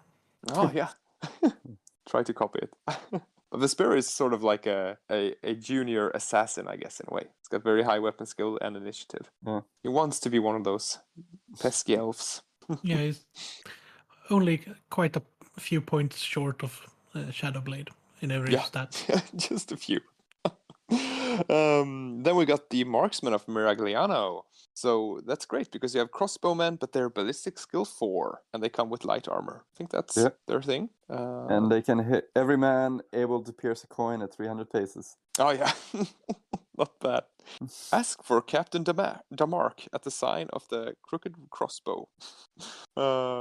Next one, Al Mukhtar's Desert Dogs. Some Arabians, right? Yeah, well, they have 4 characters in the unit, plus the regular guys. I hadn't realized this until I read up on this, because I don't have the unit yet. They are a mounted unit. They're not fast cab though, right? They are. I have 3 characters. So it's Al Mukhtar, the Sheikh Ahmed, Shufti, and Ibn, the standard bearer. And then a hornblower and 2 riders. And Ibn is a blind boy, beggar boy. Yeah. What's the background with this? It's sort of like, who cannot see the peril he's in, and he's always at the forefront of the battle. Yeah, he's the lucky charm. That's it. Okay. It's the lucky charm of the unit. Oh, cool. You get 0 attacks. Yeah. But it's kind of weird because Al-Mukhtar, he's sort of got the close combat stats, but then the Sheikh, he's got sort of the cool war gear, right? He's got his special magic weapon, and that makes him pretty good in combat, I guess. +1 strength and +2 when he +2 charges. strength. Yeah, plus Yeah, 2 yeah. charges. Hmm. And the banner gives +D3 combat resolution. Oh, that's not bad. Are they? Yeah, they're fast cavalry as well. Yeah. Oh, there. Sorry, I missed that. Okay, that makes sense. But they just have hand weapons otherwise, right? And shield. Yeah. Hand weapon and shield. So no spears for them, but no, they're a good cool. charge unit anyway when you have that medical weapon and the banner. Yeah. I feel like this is one of the Dogs of War units that I see most on also, secondhand markets and stuff. Yeah, there's been one unit doing the rounds on Swede Bay, so to speak, for more than a year now, because it's been priced. It's been priced quite uncompetitively. Okay, it's like 1,500 or so. I would want a lot for that. So they can in any army except for Bretonia and Camry. That's pretty cool. Oh yeah, that's they refused to fight for the Tomb Kings. Yeah. But this one would be quite cool if you themed your entire army in the same style. Yeah. Oh, if you had like an Arabic army. Yeah, and have this one as because you can do that with the Dogs of War. Yeah, you can just change where they come from. Yeah, exactly. Use duelists or something maybe as your troops. They can take shields and hand weapon. Would look coolest. And some more fast cavalry maybe. I don't know. Cool. Next unit is Braganza's Besiegers. Yeah, this is one of my favorite units ever released. Yeah, really nice. And I do have this unit, so I'm very happy about that. So they are crossbowmen, right? But they have heavy armor and a pavis. And what does that do? It's a large shield that gives them a +2 armor save versus normal and magical missile attacks. So basically you have a 3+ armor save against missile attacks, but only a 5+ in close combat. Yeah, they basically build a fortress, and you sit behind it and shoot crossbow bolts. Yes. So, yeah, you basically have the two crossbow units, the Marksman and Miragliano, and these guys. And the Miragliano guys are better shots, able to go 4, but these guys, they can stay in the fight longer. Yeah, definitely. Just take a beating. This is one of the things that in the Armies project, he has given them full plate armor. And that's something that I do not agree with, actually. Because I think, then they have like a 2+ armor save. I don't know. I feel like 3+ is very good against ranged. I mean, that's like unique in its own. They don't need to have full plate. That's just my opinion. But they are such a cool unit. But that's a thing. So since we talked about Borgio, isn't he also known as Borgio the Besieger? Yes. Right? Yes. But he is not in this book. No. Is he? When I was think he they released? released him as a special character somewhere. He's in one of the chronicles, I think. Yeah. But does he have any connection to Braganza and the other besiegers? He's like the merchant prince of one of the towns. He has a connection to the Gallipragan as well. Oh, okay. Somehow. I'm not sure how. Because I was thinking, also the other name, is it Belladonna Lucretia? How do you pronounce it? Belladonna. Yeah, she's also a Dogs of War sort of character, right? Yes, she does have rules somewhere. Mm-hmm. She's in the picture. Somewhere. In this annual, she's in the picture on page 72, but she's not in the rules here. Weird. I don't know where she is. Strange. Okay, but yeah, Braganza's awesome. Lovely unit. Then we have Volan's Venators. This is basically a heavy cavalry unit that are unique in the way that they are strength 4 instead of strength 3. And they already come with the barded warhorse and all the good stuff. So it's like the mercenary cavalry inner circle. Yes, exactly. And they got their characteristic shields with big V's on them. Yeah. Look nice. I don't think there's much to talk about them otherwise, right? No, there's like heavy armor and shield and barded warhorses, so they're not as tough as the Empire Knights. They're slowed down compared to the Bretonnia Knights, but they'll do the job. Definitely, yeah. Then Beorg, Bear Struck, and the Bearmen of Urslo. It sounds like a great band name. Yeah. But what type of music do they play? Some kind of like rock country. Yeah, dansband. Maybe. I'm picturing them from either Kentucky or Montana in the US. This is a unit that could have really used a new sculpt in 6th edition. Yes. So talk about what's the background here, because these are Norsemen, right? Yeah. But And what happened to them? Something went bad. Bearstruck is like a bear werewolf. Yeah, Werebear. Not a Care Bear. Very important distinction. He does not care about your safety. But it's only him, right? Not the rest of the units. No, not the bear men. They are not werebears. They just follow him. Was he like their chieftain or something, or is he just now like their leader? I think it's chieftain slash. This is a raiding party with young men that went out and he got cursed or something like that, or he was cursed and it showed in battle. And they're following him because they're all frenzied. Well, he's not bad. He's got weapon skill 5, strength 5, toughness 5, and 3 wounds. Yeah, 4 Scary. attacks, 4+ ward save. Damn. Oh yeah, because he's got the bear fang. Yeah. And they got a special banner also, which gives them +1 to hit first round combat. Yeah, that's great. Shit, so each hand-to-hand combat. Oh yeah, so they're they're weapon skill 4 as well. With so frenzy. they'll be hitting on like 2s against most weapon skill 3 units. Nasty. That's cool. I don't have any Norse guns in my Dogs of War yet, but maybe I should get some. Well, okay. How bad is the sculpt, Chris? The sculpt? They're pretty bad. Yeah, I'll send it over after this, because if you look at it now, you might just faint and we can't finish. But I think he's actually on page 72, right? That must be them. There's some sort of were creature in there, and then they have the same face. I have. I'm looking in the 2004 Chronicle, and page 72 is a picture of Valten, champion of Stigmar. I'm looking at the annual 2002. Sorry. Yeah. Yeah, I was also switching to page 72 and saw Valten, like maybe that beastman that he's annihilating with his feet. But maybe I mean, imagine converting your own werebear. Could be cool. Yeah, why not? Or just have like a massive bear on separate bases that counter wounds, so the unit turns into a bear. Yeah, something like that. What do you think? Like a skin wolf as a base, maybe? They're pretty big, right? Aren't they too big? Well, these are on 25 mil because they're marauders, aren't they? Oh, that's true. Yeah. You could use the terrible Kiss of Mordheim bear. Terrifying. But this is quite a good unit because they're 255 points, but if you want to add additional, let's say, ablative wounds for Björg, they're just 8 points each. Oh, that's true. And they have two separate magic items, which is unusual for this level of Regiment of Renown. Yeah, definitely. Oh, nice. So let's move away from the human mercenaries and go into some other races. So, for example, Oglakans, Wolf Boys. These are some hobgoblins for you. Riding giant wolves.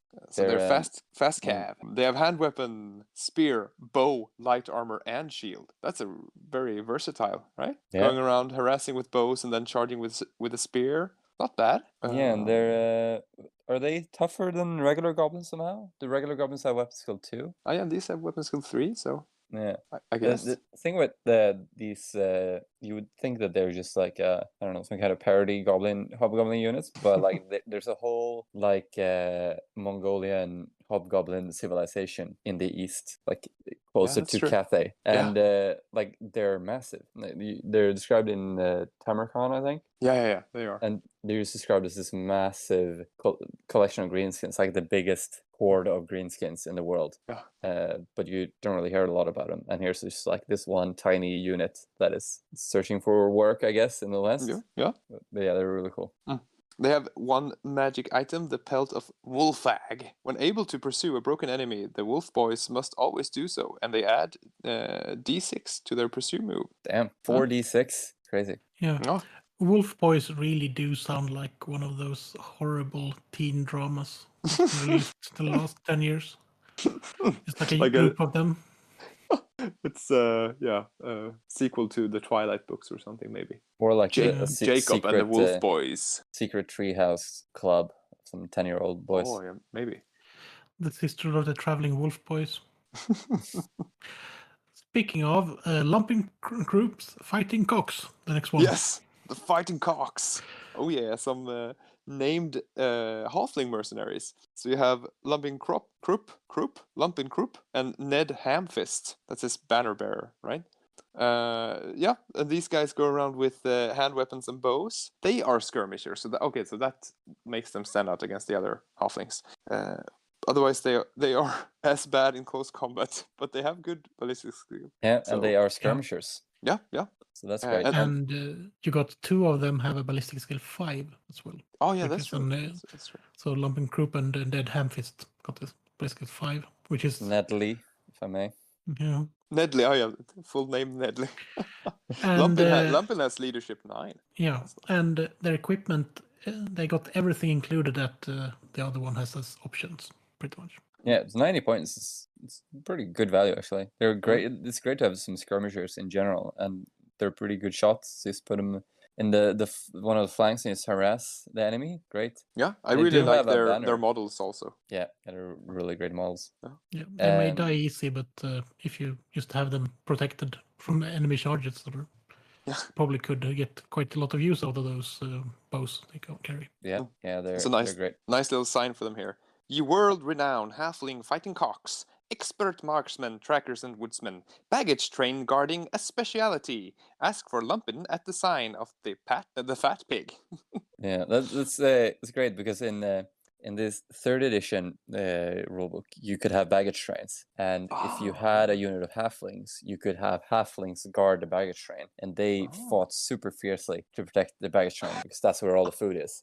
So I wouldn't trust them to guard my baggage train. They would just eat everything. I can't remember if they boosted their weapon skill or strength compared to every other baggage guard. But halflings are super good to have as like baggage train guards. Didn't they include baggage train fights in the General's Compendium? Yes, yeah, I think there's a skirmish scenario in that. Nice. But the story of Lumpenkrupp is that he didn't want to become a mercenary. I think he was trying to steal something, and then they were like, "Hey, what are you doing?" And then he tried to explain it away that he's a mercenary or something, and then it just escalated from there. And someone was like, "Oh, I'll hire you then." And then people used to gather with him, and then he grew and grew, and then he's like trapped with this group, and he's just trying to get away from it. But then they just end up getting into more and more trouble. You have to read the story, but it's great. It's hilarious. It would be great if there were some halfling cavalry models riding chickens. Oh yes. Yeah. Who is the company selling them? Because I have seen those models. The Geese Riders, maybe? Yeah. Yeah, there was a Kickstarter for it, right? Oh yeah, might be. So many companies these days. Yeah. So much talent. Speaking of talent, Yeah, Golgfags, ogres. That was probably the worst one yet. Thank you, Chris. You're so professional. Thank God. These guys, I don't really know. It's just like ogres with 2 hand weapons and heavy armor. I don't think they have any special thing in their stat line. It's just that Golgfag is pretty good. God. He's got strength and toughness 5 and 4 wounds. So weapon skill 5. Tough to kill. Yeah, and the difference with this one compared to the other one is that this one got a command. Ah, yeah. The regular unit of ogres don't have command. Oh, they can't even take one. Oh, interesting. I'm not the biggest fan of these models. No, they look very weird. They're the old style ogres for fantasy. Yeah. Yeah, but there are old ogres as well. They look great. The regular old ogres. And then there's this unit, and they're just like very gangly or something. Like they have very thin legs. Very thin. Yeah, very thin somehow. So they skipped leg day. Yeah. Exactly. Should have less movement or something, but I don't know. More attacks. I don't know. Moving on to a much more lovely unit, I would say. Longdrong's Slayer Pirates. Surely one of the coolest of the Dogs of War, right? Yeah, definitely. And these guys are, they're Slayers. And they have loads of pistols. Bang, bang, bang, bang. Festooned with pistols, even. Yeah. So they're unbreakable, which is good, right? And they hate greenskins. And since they have so many pistols, all of their attacks are considered to be strength for armor piercing. Even in close combat. 2 attacks each, right? Yes, I think that as well. Yeah, the fighting with 1 in each hand. Yeah. Crazy. And this might be a 6th edition thing. The pirates never need to reload, therefore their pistol bonus is always in action, not only in the first round of combat. Yeah, usually you can only use pistol in the first round of combat. Ah, yeah. But they have so many of them. Yeah. keep firing. Yeah. Imagine And finding these guys, like he shoots his pistol, misses, and you're like, oh, thank God. And then he just pulls another pistol out of his beard, yeah. and then just God. another from behind his back, and then like a third one from his shoe, just another one from his hat, and then a parrot flies in and brings him another pistol. Just Really bang, scary. bang, bang, bang, bang. Oh, weren't they also like they were like dwarf traders or something, right? They were out with a ship or something, I think. I don't know the story actually. I think it's something that they were supposed to deliver something and they failed doing that, and the dishonor then made them. Well, we're gonna become slayers now. But I mean, we're already on a ship, so I guess we're pirates. It's like. I think they were slightly upgraded in the Storm of Chaos book. Because they got the pirate got leadership 9, they got leadership 10 in the Storm of Chaos book because they're slayers. Okay, cool. But they're awesome, awesome guys. Very good in close combat. We're turning the page. We're getting into more sort of rare regiments of renown, I guess. We have the only elf, right? Asarnil, the Dragon Lord, riding his mighty death fang. So a cool elf flying a dragon with a lance, heavy armor, shield, and Death Fang is a cool dragon that can do a breath attack and stuff. But Death Fang does not count as a character. Okay, but if you roll on the monster reaction chart, he adds +1. So I guess is he like a smarter dragon? Yeah, that is if Asarnil is dead. Oh yeah, okay. So he's more likely to do stuff, right, than just start eating grass or something. Yeah. That's pretty much it. Yeah. Do you want to talk about the Amulet of the Dragonheart, since this is a Calidor thing, Chris? Amulet of the Dragonheart. This amulet was one of the potent artifacts made by Calidor the Dragon Tamer for the Elven Dragon Princess. It is said that the gleaming gem hanging around Asarnil's neck is a stone found at the heart of a mountain, blessed by Calidor the Dragon Tamer himself, which is probably just PR from the mage that actually made it. The dazzling light of the amulet of Dragonheart makes the shape of Asarnil and his dragon appear blurry and vague. As if glanced through a haze, all missile attacks against Asarnil and his dragon suffer a -1 to hit penalty, which is quite decent given that it's a large dragon you're firing on. Yeah, so just negates large target, I guess, right? Yeah, pretty good. Yeah. I don't have this guy, but I might try to get him somehow. This guy is like the only way you can sneak in a dragon at below 2,000 points as well. Oh, that's interesting. Or a second dragon if you play above 2,000 points. Yeah, that's true. Oh, well, he is a scary dude. Does anyone know why? Is he in exile somehow? Yeah, he's not really on the best terms with his family, I think it is. Oh, okay. Yeah, and he's hanging out in this place that used to be Elven, right? In Tilia. Yeah, in one of the old ruins. I think there are a lot of Elven ruins in Tilia. Yeah. Oh, yeah. And the interesting part is it takes up a rare unit slot, or if you use him in some armies, in a regular army, that is, you will have to pay 2 hero slots as well. But the rare unit in Dogs of War. Oh, it's a lot. But he is good though, so. Yeah. Yeah, but if you take him in a high elf army, you lose all your mages if you take another dragon, if you take this one. Ah, okay. That might not be a viable option. Well, but if you want to take like a bit above 1,000 points of just dragon riders in a regular army, you can. True, it's true. Well, he's sure to go out with a bang, which leads us into the next unit, Bronzino's Galloper Guns. Yeah, this is a unit. I'm going to leave this to Niklas because he knows this. Yeah, this is like the only Dogs of War unit that I've ever used. And I have 2 of these for my Kislev. And they are basically lighter cannons that can be moved around with horse limbers.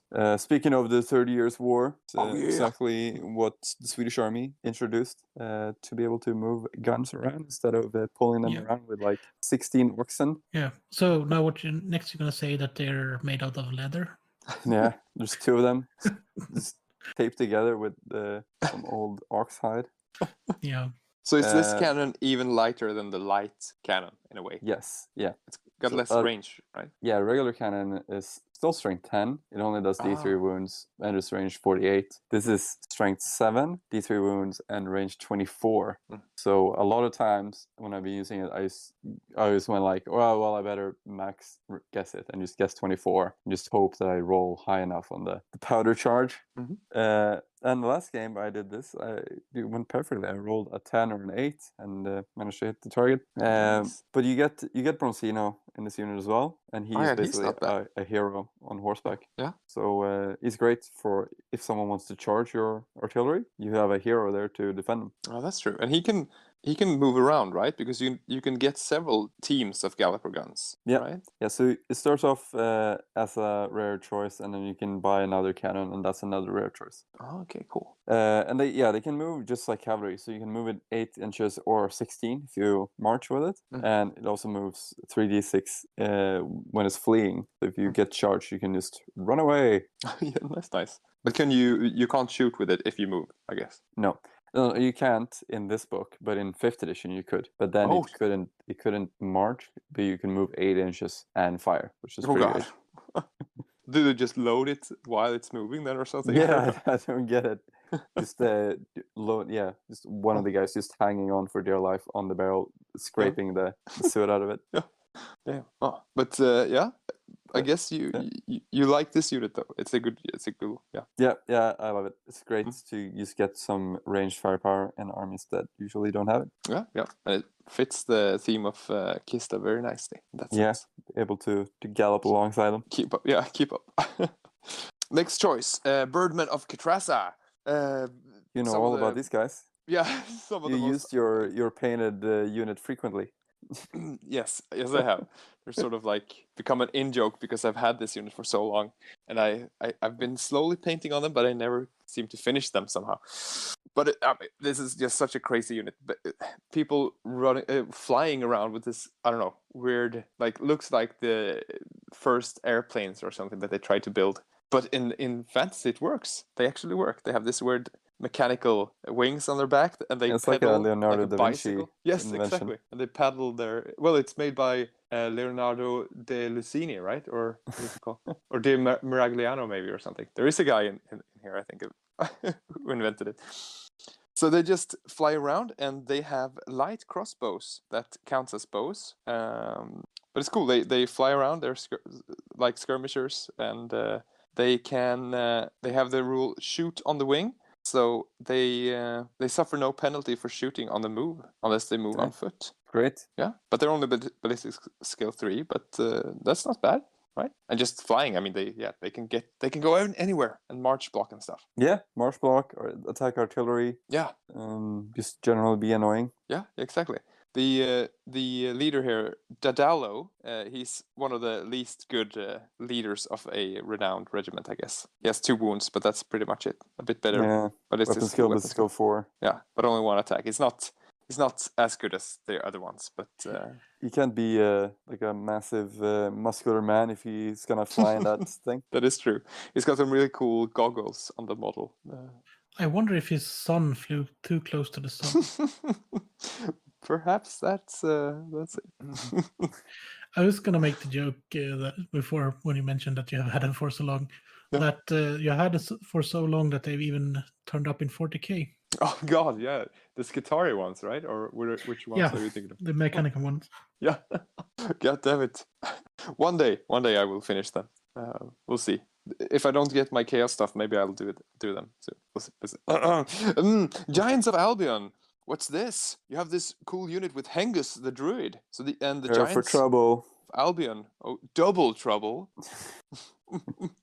Take up 2 rare units. No other Warhammer army can hire them. Sorry. And then you get Hengus. Yeah, that's what you say. No other Warhammer army. We need to put them in other games. Oh yeah. Just put them in War Master. Or chess or something. What the fuck is that? This is Hengus, Cactor, and Bolog. Just replacing the rooks or something. Yeah, exactly. What the fuck is happening? I don't know really about these guys. I mean, they have, I guess they work as giants do, right? They have their special attacks and stuff. You move them separately, and Hengus is a level 1 wizard with the lore of beasts.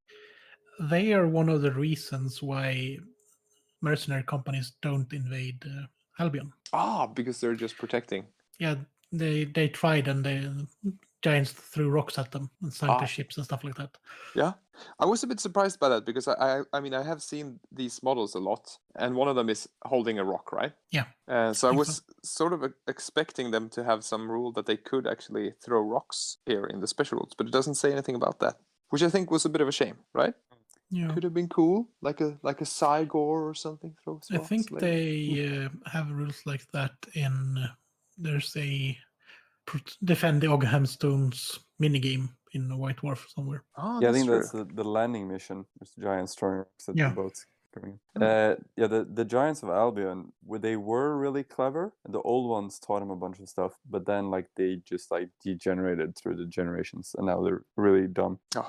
Yeah, but that's how it was with the regular giants and the World's Eighth Mountain as well, with the Sky Titans that the ogres killed, and the giants that are roaming around now are just the kids of those ancient Sky Titans that are degenerated and stupid.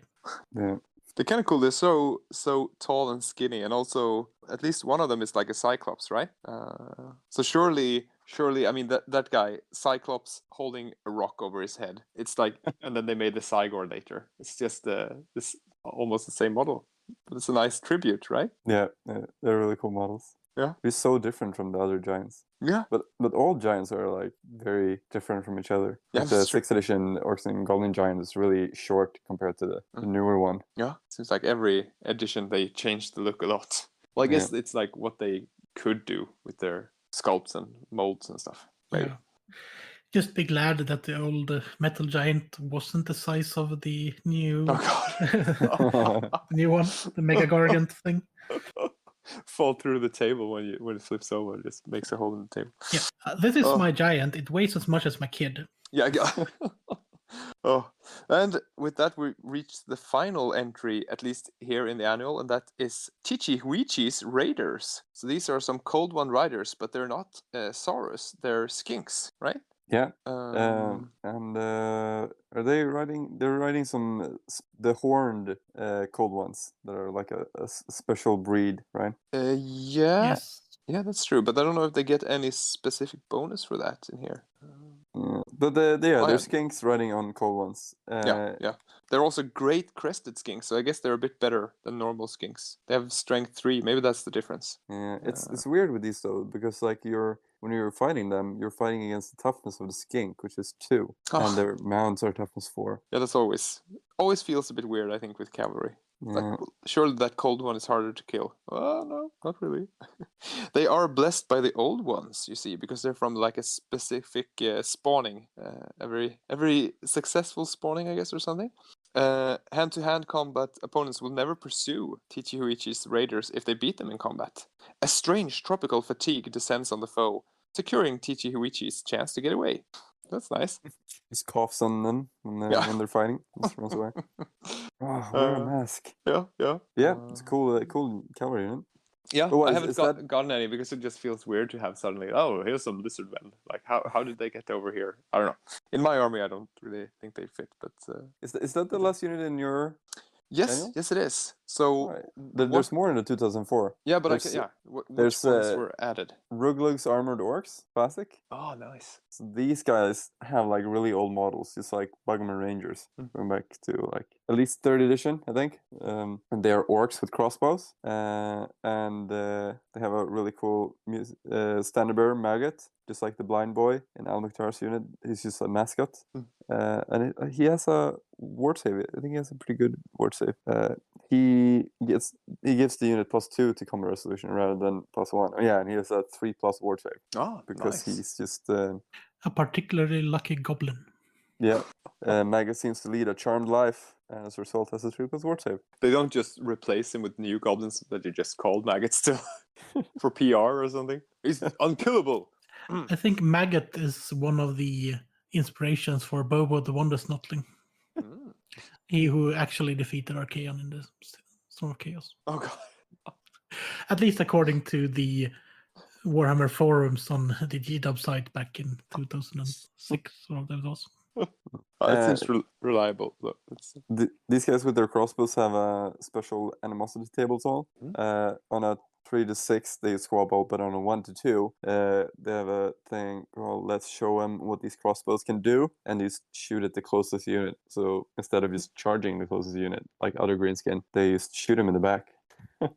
Yeah. What's their ballistic skill? 3, so it's not 3. that bad. Oh, okay. Oh. And it's the just last a great unit, way to do it. Just it fits the unit. Yeah. Yeah. The last unit in the 2004 annual is the Cursed Company. Oh yeah, they're in the 2002 annual, but they're not in the Dogs of War section. Oh, weird. They're in the character section, aren't they? Yeah, they have like their own little thing. Yeah. I don't really know. But they're so cool. A mercenary, Richter Kruger, who was fighting for a necromancer against some Empire troops, right? In this bitter trench. Well, I was going to say trench warfare, but attrition warfare. Yeah. And when things were looking a bit bad for the necromancer side, he got offered to switch sides for a good payment, and then he backstabbed the necromancer. But the necromancer, he cursed him, and then he turned into an undead skeleton. Ooh. Which is the best thing when it says for hire. Any Warhammer army other than Bretonians, Vampire Counts, and Tomb Kings of Khemri may hire a cursed company and regiments. Like, how do you talk to them? Are you guys, what can I offer you? I think it's like, well, we're gonna fight the vampires. These undead things over here. We're gonna point at us and then point at the vampire with the sword and see what they do. Imagine you're just this poor pikeman from Tulea, like, okay, we're gonna fight these undead. Oh shit, that's scary. Oh look, they're right next to us. Oh no, but those skeletons actually hate other skeletons. Yeah. Okay. Yeah, and Richter Kruger hates all other undead. This applies to I love that. They're alone. But I also love that he has the curse sword that anyone that they kill is added as a skeleton to the unit. Yeah. Yeah. So you just keep regenerating. I have a unit of this also, like the Birdman. It's almost completed. But it is a really lovely unit because Yeah. they're not just like regular human skeleton. They have different armor. They have different races, and Yeah. it just makes the unit so characterful. Yeah. There's even a high elf skeleton in there. Dwarf Ironbreaker skeleton. Yeah. Isn't there a Saurus as well? Yeah, Saurus, Yeah. Skaven, and orcs, and there's the musician is a goblin, I think. Awesome. Really cool. Some other units that we should mention maybe that are sort of, I don't know, are they Dogs of War or not? Like Mengel's. Yeah, they are. The Manflayers, right? Mingled Man has Manflayers. Yeah. Manflayers for hire. Any Warhammer army other than Bretonia, High Elves, Wood Elves, and Dwarves may hire Mengel's Manflayers as a rare unit choice. Dogs of War and Dark Elf armies, including any Dark Elf variant armies such as the Cult of Slaanesh, may choose Mengel's Manflayers as a special unit choice. Oh, something with the triple M's, because you also have Malachi Sons. Oh no, that's not 3 M's. That's the Goblin Hero. Sorry. Malachi Sons murdering machine. Yeah. Could that also be taken as a Dogs of War thing, or was that for the Slayer cult list? It can be taken as a Dogs of War, right? Yeah. The Oath 1 rare units, Goblin Hewer, 130 points. The Goblin Hewer is a regiment of renown. It may also be taken in a normal dwarf army or in an Empire army, counting in each as 1 hero and 1 rare choice. And that is for Mackayson himself, because he's a hero. I want to get my hands on that crazy axe throwing machine. And you should have told me before I sold mine.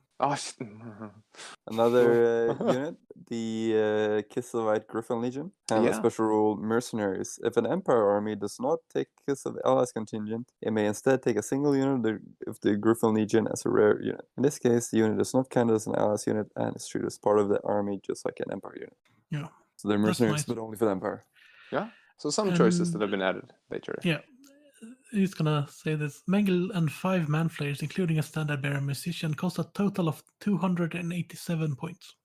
This is the minimum size regiment that you can hire. The size of their unit can be increased by adding additional Manflayers at 19 points per model. Oh. The maximum of 9 additional Manflayers. They're awesome though. Like, they're so cool. Yeah. And so they're skirmishers and they have repeater crossbows, and Mengel has like a repeater crossbow pistol. Coated in dark venom, which is a poison from the Dark Elf book. Yeah. Do they also have like skirmishers in great heavy armor? Do they have great weapons also? Yes, yeah, they do, right? Hand weapons, repeated crossbows, and great weapons. Yes. Oh god. And That is cool. they have the banner with the guy who's been flayed, a The guy banner that of tried Kalad. to use witchcraft. Yeah. But witchcraft is only allowed to practice if you're a female dark elf. So they hunted this guy down and skinned him with joy. And now he gives plus to their cover. Or like they're harder to hit at range. The banner of Kalad allows Mengel's manflayers to be set up as scouts. In addition, any unit wishing to target Mengel's manflayers with shooting attack suffers -1 to hit.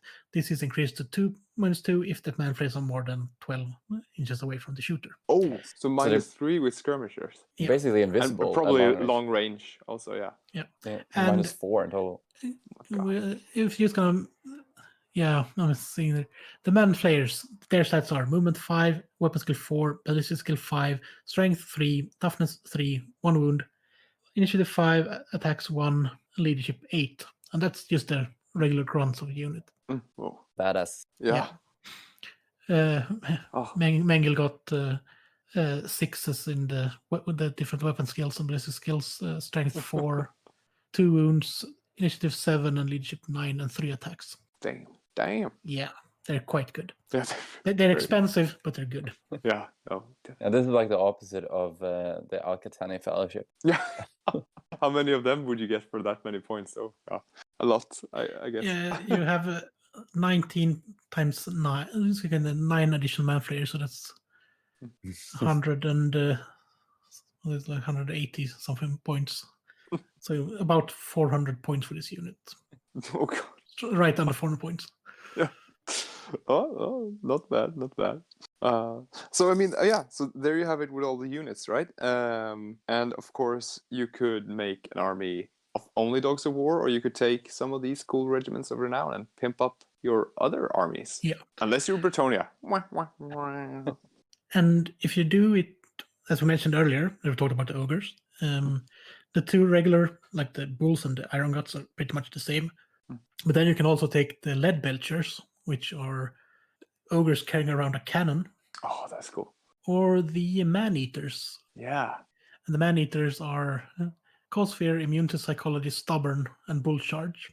Yeah, they are actually mercenaries, so that would be a good. Yeah. That makes sense. And they have a lovely unit size of 1+. And every man-eater can may replace individual equipment as well. So you don't have to take everyone the same. And they can take a Cathayan longsword, a great weapon, a brace of handguns.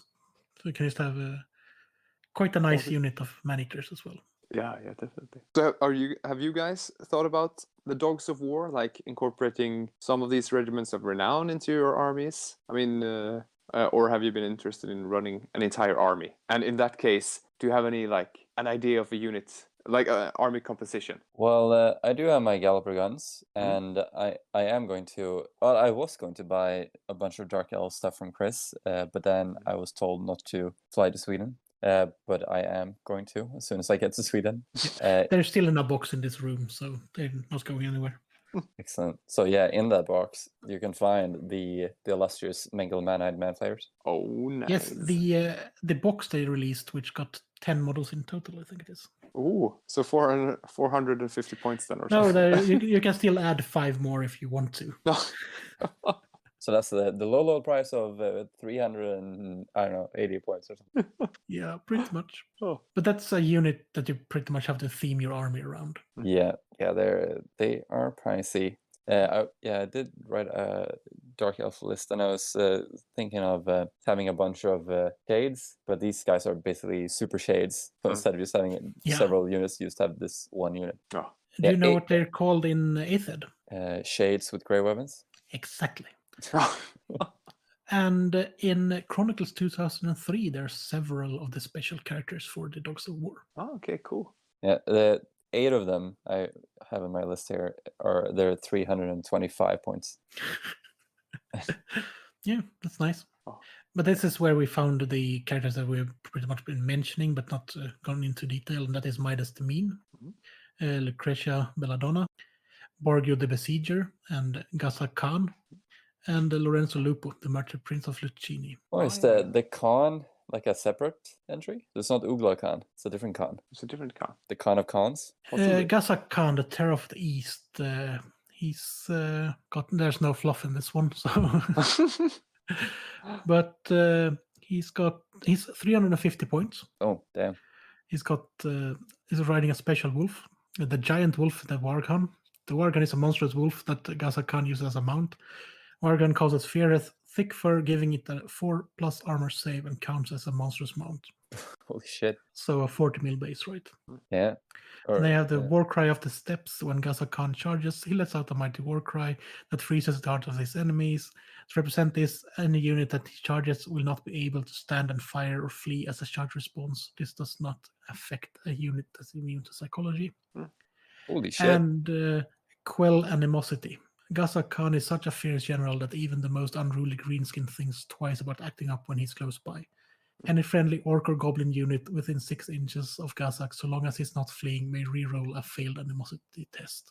That's awesome. That's great Yeah. if you want to do like a themed army around like a wolf rider horde. Yeah. Oh yeah. And he's got leadership 9. Awesome. Weapon skill 7, ballistic skill 6, strength But is it- 4. Is he still a hobgoblin? Yeah, he's a hobgoblin, I think. Oh yeah. He must be. Yeah. Toughness 4, 3 wounds, initiative 6, 4 attacks. So it's quite ridiculous, actually. Yeah. And a wolf sounds pretty scary as well. Yeah. Movement 9, weapon skill 5, strength 5, toughness 5, 3 wounds, initiative 4, 2 attacks, and that's just a wolf. Yeah, damn. Yeah, and he's also got a sword that has a -3 save modifier, and any model wounded by it loses D3 wounds. Ugh. And a Nice. demon head helmet, which is a powerful winged demon, is magically bound to defend the wearer of this helmet if he is ever wounded. To represent this, once Gazak Khan has lost a wound, he gains a 4+ ward save and magic resistance 1 for the rest of the battle. You sure this is Yeah. not Zacharias the Ever Living that you're reading? Now, if it was, he would cost, what is it, like 1,000 1,040 points? Yeah. Unlimited dispel scrolls. But Chris, have you thought about feeling like a Dogs of War army, or are there specific units? I mean, you Yeah, obviously I- have owned units of Dogs of War. I have been thinking of it, but if I do an 8th project, it might be one of the. There is a Nestalia list, isn't it? There. Right? Yeah, there is one also. For Yeah, the army project. yeah. Which So I guess maybe is something more like that. It's quite different, I guess. Would you just have a generic Dogs of War unit, or would you use the Pirazzas guys? I am thinking something in the style of buying Warlord or Perry miniatures and make a 30-year war kind Yeah. of theme of the army. Yeah. Nice. Yeah. So you have like mixed cavalry and, given that they in 6th Ed can't take any black powder weapons, probably have crossbows instead of riflemen. Definitely. Yeah. Yeah, it's strange the- that there's no like handgunner regiment of renown. There's no way of getting black powder weapons. Yeah, that's true. Could have been one crossbow unit that could take handgunners or something. I don't know. But it's also fun that they distinguish them in a way. Yeah, That that's true. that fashion hasn't reached so far south. They didn't talk enough with the dwarves and get taught how to use them. Or Yeah. but it's a good tip also for people who wants to start a Dogs of War army, that to look at these other companies that mainly make like historical miniatures. And a good benefit of that is that they're so cheap compared to Games Workshop stuff. You can get Yeah. so many models for almost nothing. Yeah. And then you can get special things from Games Workshop if they match up in size. Yeah, If you want exactly. to keep some of the aesthetic. It's a bit of a problem. My para miniatures are a bit smaller, but then I only have Games Workshop stuff for heroes and such, and then it sort of works that like, oh well, that guy stands out, but that's a character, so it feels sort of all right in that sense. It makes sense that you have like that the units look a bit different from each other, because it is not like a uniform army. Yeah, so that's true. You have just different races and stuff. I mean, so you can go crazy. Just to go through the regiments of renown, what regiments do you own, Mårten? Braganza's Besiegers, Longrong's Slayer Pirates, the Leopard Company, Leopold's Leopard Company, and the Birdmen, and the Cursed Company. I think that's it. I do have the command for Marksmen of Miragliano that I haven't started working on yet. I think that's all I have so far. Nice. Yeah, there are some of them that I want to get, and some of them that are like, But when we went through this now again, and I read through all the entries, I was like, oh, wow, maybe we should get some more giants and have the Giants of Albin or something. That could be cool. But it's also weird because, I mean, in some way you still you have an idea or a theme. So some of them just don't seem that they could fit that well. In the beginning, I was really strict, like, I will only have humans, no other races. And then I got a halfling hotpot, and I was like, I will only have humans and halflings and maybe dwarfs. But, no orcs at least. I'll draw the line there, sort of thing.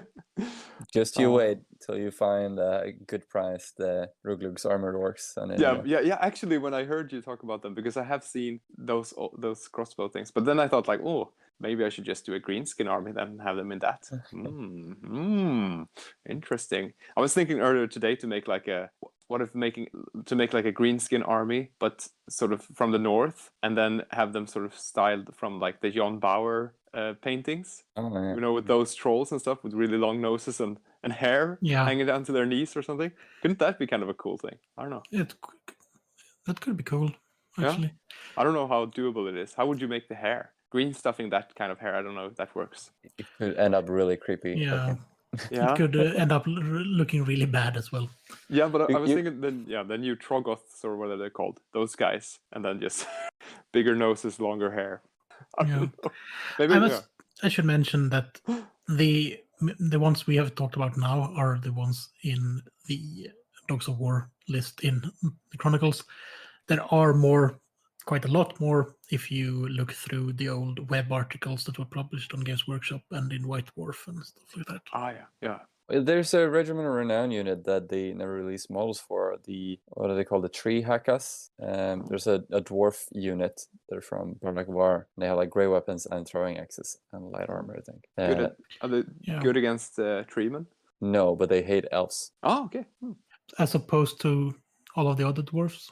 Well, they actually have hatred against them instead of greenskins, I think. Or I don't know if they have against both, but they have hatred elves, which is great. Cool. Yeah, we're gonna have to post some pictures of your army as well, Mårten. Yes, I will eventually put it up on our Instagram, and then maybe you can cross post it or something. Sure. I don't know. Yeah. I don't know how it works, but I will definitely put pictures up. But I definitely have a mix of units. Both the non-renowned regiments and the renowned regiments. I think it's kind of fun to play with both. Although whenever I play, it's always more fun with the renowned ones because they have so many rules and they actually do stuff. Yeah. You need to get the most important Dog of War characters, though. Which one? Gotrek and Felix. Oh, that's true. That's interesting. Well, I told Niklas earlier that I just bought the first omnibus book, so I'm going to start reading about them, and then maybe that's how I will get interested and buy them for the army. Yeah. Speaking of books, I don't know if we said this earlier. Yes. Don't say if we said it when we recorded. No, you didn't. Yeah. But great inspiration for Dogs of War. I have 2 books: Burning Shores, but a group of Dogs of War that go over to Lustria, and Brunner. Brunner is just a great book. I fucking love that book, and he travels around Tilia and the Border Princes a lot. So that gives you a lot of information about those areas. It's really cool. Insight into the intrigues of the merchant princes and the ragged mercenaries that live around there. Yeah. A good shout. So anything else we need to tell people? Halfling steam tank. Oh. Is that like a soup kitchen on wheels then? Yeah. It makes all the soup for the hot pot? Oh, Yeah, so it has like a hot pot instead of the cannon in the steam Yeah, tank? it's got like a soup thrower, right? Yeah, it's like a tankette. The steam tank is just like a tankette, like a really small one. And then it has a trailer with a soup kitchen on it. And then it shoots soup through a cannon. Wait, is this an actual that. model? It was a conversion. It's an actual conversion. Yeah, it was in a White Dwarf from the studio. I'll send you a link to it after this. Yeah, please And do. I'm going to link it in the show notes as well, I think. Yeah. Oh. So, as I said, there are quite a few other things than the single standard list. Yeah, that's true. It's hard to keep track on everything in that sense. Like, you want to play this army, it's not just easy to find a rule book or something. But it's probably somewhere on the web. Someone has compiled a list of everything, hopefully. That's what I'm looking at. Okay. Because a lot of the other characters, there's even characters for, well, a lot of the armies that are only released as like a web release for Games Workshop's site in Australia or the US or in Spain, like Marco Colombo. Oh, yeah, that's true. because Marco Colombo only has a release on the Spanish website that was released for one campaign that we're running over there. Gilead, the character from the Danabnet book, also has rules technically. If you want. Oh, cool. Also like a Black Library event model, I think. Cool. So they're not maybe balanced for regular play, but it could be fun. That's very nice. I will eventually, maybe I will get to try out to use this army with 6th edition rules. If perhaps you guys, I don't know, organize some 6th edition event in Sweden or something, perhaps. We'll For see sure. when this, all of these, the little problem that keeps everyone apart at the moment is gone away. That thing. Yeah. On the other hand, I do visit sometimes down south in a town I think you still live in, right? Mm-hmm. So far, for now. I All will right. try to get Niklas over. Yeah. Do you have anything else, or are we said everything about the Dogs of War? Do you need to know? We have Now, exhausted the list. Go forth and build To a Dogs of War summarize, army. lovely army, lovely themey army that you can use pretty much whatever model you want for. Yeah. Extremely sandbox. Yeah, and you can And they theme can it show where up you want. anywhere. Anywhere, anytime. Yeah. Just pretty much look at the map, see where there are humans, and they could probably base an army with this rule set. Or even if there's not humans, do something else. Oh well, okay. Well, no, I guess the core has to be humans. Still, that's true. That's right. Unless you want to put dwarves with pikes in the army. Maybe I do. Now that you said it. Ooh, maybe use. But that would be total waste of slots if I were to put the Lumineth spearmen I have as pikemen in the army. Oh. So make them worse and take up more important slots. Yeah, exactly. I mean, But the length of the spear would fit. It would definitely fit. Definitely. Well, as you can hear, you can do any army with this list. We're Pretty looking much. forward to your progress. 1 year from now, I expect to see at least 5 of our listeners to have built a Dogs of War army. And I might have some foretold. birdmen in 1 year's time. We'll see. Well, I fucking hope so. We shall see. But thank you so much for having me. It's I'm a big fan. I listen to your show. I wish there were more episodes. So Yeah. please make So more do, army. so do army we, project. but Yeah, definitely. I feel like we got some momentum now in springtime when there's a possibility of games being played as well. Yeah, for sure. Yeah, we definitely have good episodes planned that we just... it's also the hype of like, we want to make the episode really good and then we end up not doing it because we feel like we don't have enough material for it. I don't know. yeah, but this has been our Dogs of War special, and we hope you enjoyed it. And even though we brought on a guest, it might still be pleasurable to listen to. I think it's great. Mårten, thank you so much for coming on. Yeah, thank you for coming on. It's been great. Yeah, but it's been great having you on, and it's great having this talk about the Dogs of War. And, I'll be back for a Nurgle special in the future. Or just join on for like a hobby episode or something. We'll see. Yeah, that sounds good. Well, thank you so much. And remember, stay square. Isn't that what Jimmy says? Yeah, that sums it up. Stay square.